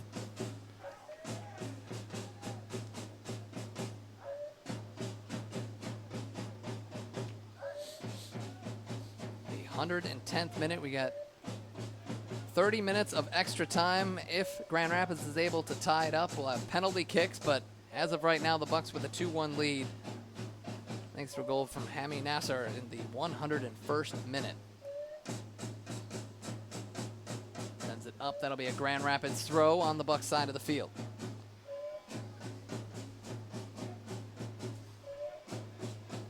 Oh, I didn't mention, in all the chaos with lightning and everything, Motor City FC finished off the Michigan Legends 4-0 in the other Milk Cup semifinal for the women.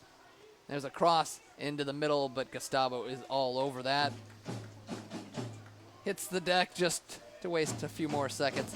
So it'll be Motor City FC and the Detroit Sun squaring off in the Milk Cup final for the women. They will be announcing the details, the site, the time, the date, and all that fun stuff later on. Check out MichiganMilkCup.com and the Find Michigan Milk Cup on social media for all your updates. So Joe White quickly puts it back in play. Nice play. And that taken away. What can Baroni do with it? Oh, nice move. and a Gets goal. to his left and has it blocked out. What a move by It was a Giuseppe little Baroni. premature with I swear to goodness, from this vantage point, I thought that thing was headed to the goal. Nice defensive play. Max Mikola came on for Mendoza, and he is an interesting story. played with a 7th tier Spanish team, which I'm going to butcher here in a minute. Let's see if I... CD Almunicar?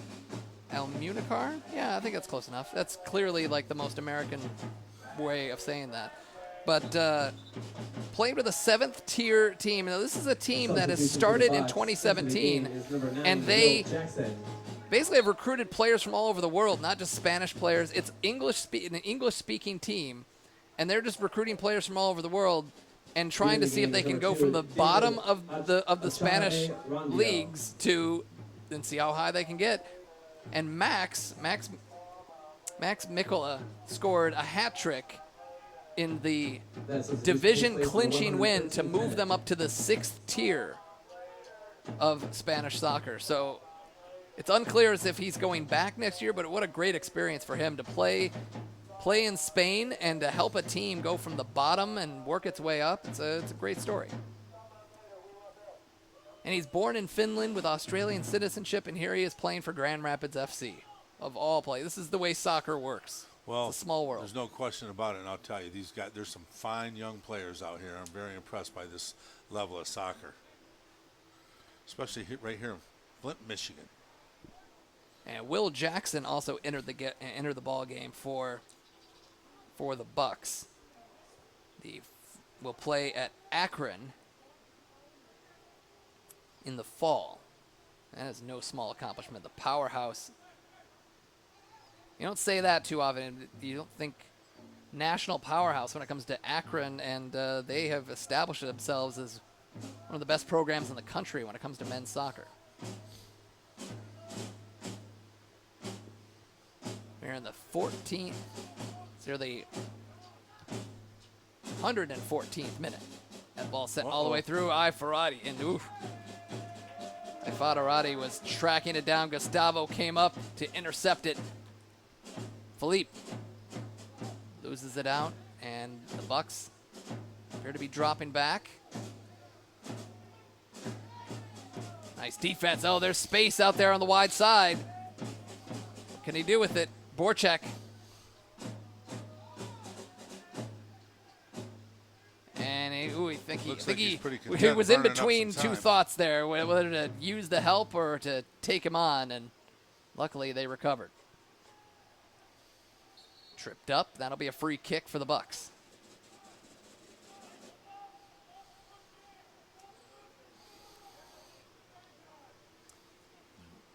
We got 5 more minutes here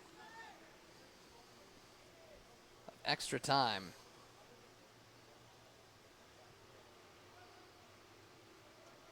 Borchek brings it down, cuts back to the right, goes to the corner flag. Can he get a cross off? He tries. It's deflected. He's not giving up on the play. With his back to goal, wins the throw-in. Deep in Grand Rapids territory.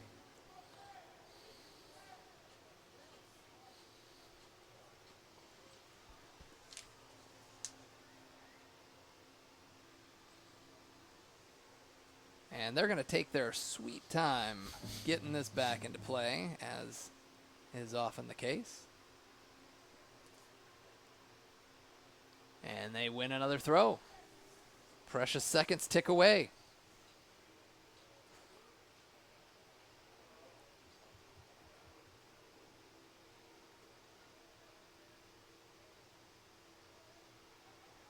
Well, there's no 5-second call in soccer. If there was, that would definitely be a violation. Because did they finally whistle him? Did they give him a yellow card? Is that a yellow? Yeah. Yes, it is. Oh, yeah, delay game. How about that? And Grand Rapids wins the throw. So, well, he wasted 15 or 20 seconds, Probably I guess. Sportsmanlike, huh? Did look like he was actually trying to get it in, but maybe being a little too picky about the quality of the throw-in. So, With the placement. well, the Bucks have a throw, and again, they're gonna get it down to the near side or the far side into the corner, possibly, if they can get it that far. I think we're probably a little. Oh, and we got a foul, and that's going back the other way. A little too early to be going to the corner flag, I think. I'm more of like a last-minute kind of corner flag person, but Flint City Buck yellow card issued in the 116th minute to number 12, Omar Sinclair. Fans, when you Sinclair hear the getting foul called late for in the game, yellow make sure card. your first call is to attorney Nick Robinson. Ball headed up. Grand Rapids on the attack. They got bodies in the box. Cross coming. Gustavo punches it away. And cleared by the Bucks. Philippe up there by himself.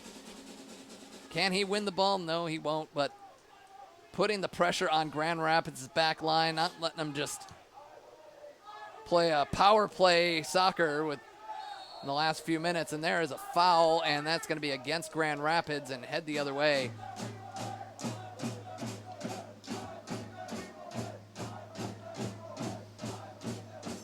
Players down, and it looks like that's catching number. That's Sinclair that's down for the Bucks. He's up and walking around a little gimpy. About 2 minutes, probably 2.5 minutes left to go in this one. Gustavo Vasconcelos. Vasconcelos will tee this one up. I think he's going to hit it about as far as he can hit it, and I think that's what he's telling his team to just get forward. And he's going to put it into the corner. Yep, Borchak tracks it down. That's exactly what they wanted. Oh, it nutmegs him. Gets by one. Will he get by two? Cuts back to his left, fires a shot, and hits it well wide, and it's a throw-in. That's not exactly what you want out of a shot on goal, but No, but I think that was deflected by the defender, Right. so that's So why they're gonna keep it. It went a little further, couldn't tell if a he little wider than shanked it or got it. And they're going to jog lightly over to the ball. right. And the So referee the is pace of play for the Bucks is slowed to a very much of a crawl. No one's in a hurry. Did they call that out? I don't think they No. did. Wait, who? Oh, wow. That was quite a call by the official on the complete opposite side. Yeah, I don't 70 yards away. Some good eyes. Young eyes. Yeah, that's chipped forward. Ifadarati. It's a chance, but he's got defenders all over him. Cleared out by Gustavo. The final minute of extra time here in the Milk Cup semifinals. Flint City Bucks holding on to a 2-1 lead. Hami Nassar coming off the bench, scoring in the 101st minute. The Michigan Wolverines just ran out of time. They lost 4-1 to Vanderbilt in Game 2 of the College World Series. So the final game, Game 3, will be played, I think, tomorrow night. Is it tomorrow? 7 o'clock. Yeah. College World Series. I think the state of Michigan should be able to get behind that, depending on how fierce of a Michigan State fan you are, I guess, depending on your views of the world. And Gustavo's going to put this back in play. Ladies and gentlemen, the referee has indicated that there will be a minimum of 2 minutes of added time. 2 minutes to the of second stoppage extra time in period. this second extra time period. The Bucks just need to hold on for 2 more minutes to punch their ticket into the championship game of the Michigan Milk Cup.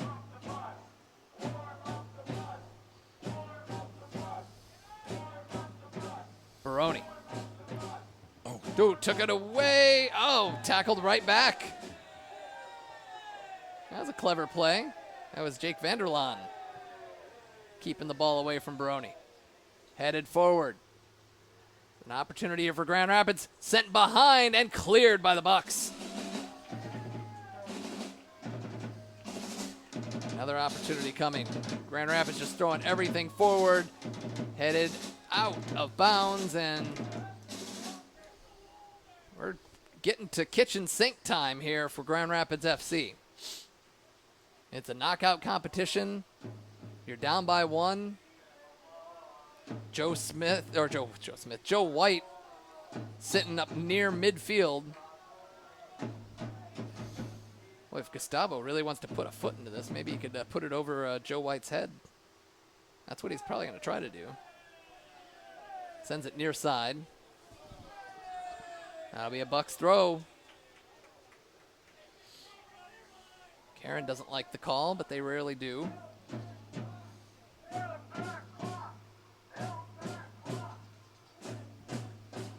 is headed forward. Some Hail Marys being sent forward by Grand Rapids FC. Throw in coming. O'Riordan.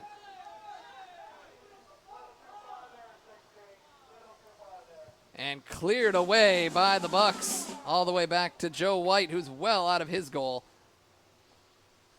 It is kitchen sink time. Headed forward, Ifadarati, and cleared out by Apaya. And that was the last attempt of the game. The Flint City Bucks win it 2-1 here in the Milk Cup semifinals. They head to the championship game against the winner of AFC Ann Arbor and Oakland County FC. It was a heck of a game. It took us a while to get there. Some extra time, some lightning delays.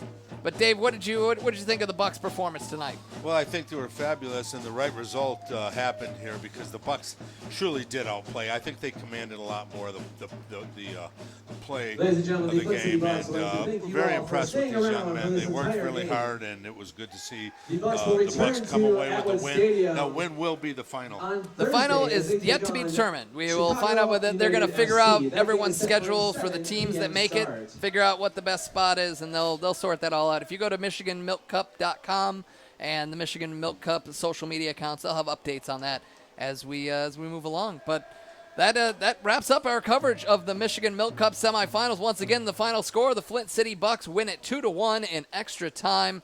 The goals were scored by Matt Whelan of Grand Rapids FC in the 12th minute. Giveaway by the Bucks in midfield. Liam Bickett picked it up and found Matt Whelan in front of goal in the 12th minute. The Bucks answered in the second half. Alec Philippe with the goal in the 70th minute. And the Bucks, Hami Nasser. Both of these actually were second half subs that came through for the Bucks tonight. Nasser scores in the 101st minute to give the Bucks the win. So the Bucks advance to the championship game against the winner of tomorrow night's AFC Ann Arbor Oakland County FC match. That game will be hosted at Concordia University in Ann Arbor Wednesday night, 7 p.m. If you can't make it out to Ann Arbor for the game, they'll have a live stream available. The Women's Milk Cup final is set. Motor City FC beating Michigan Legends 4-0.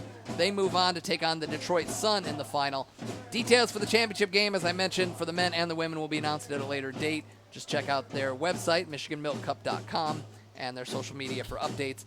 Grand Rapids FC heads back to league play. They will host Kalamazoo FC on Friday night as they battle for a playoff spot in the MPSL, while the Bucks have a short turnaround, and this is the last thing they wanted was a late night here at Atwood Stadium.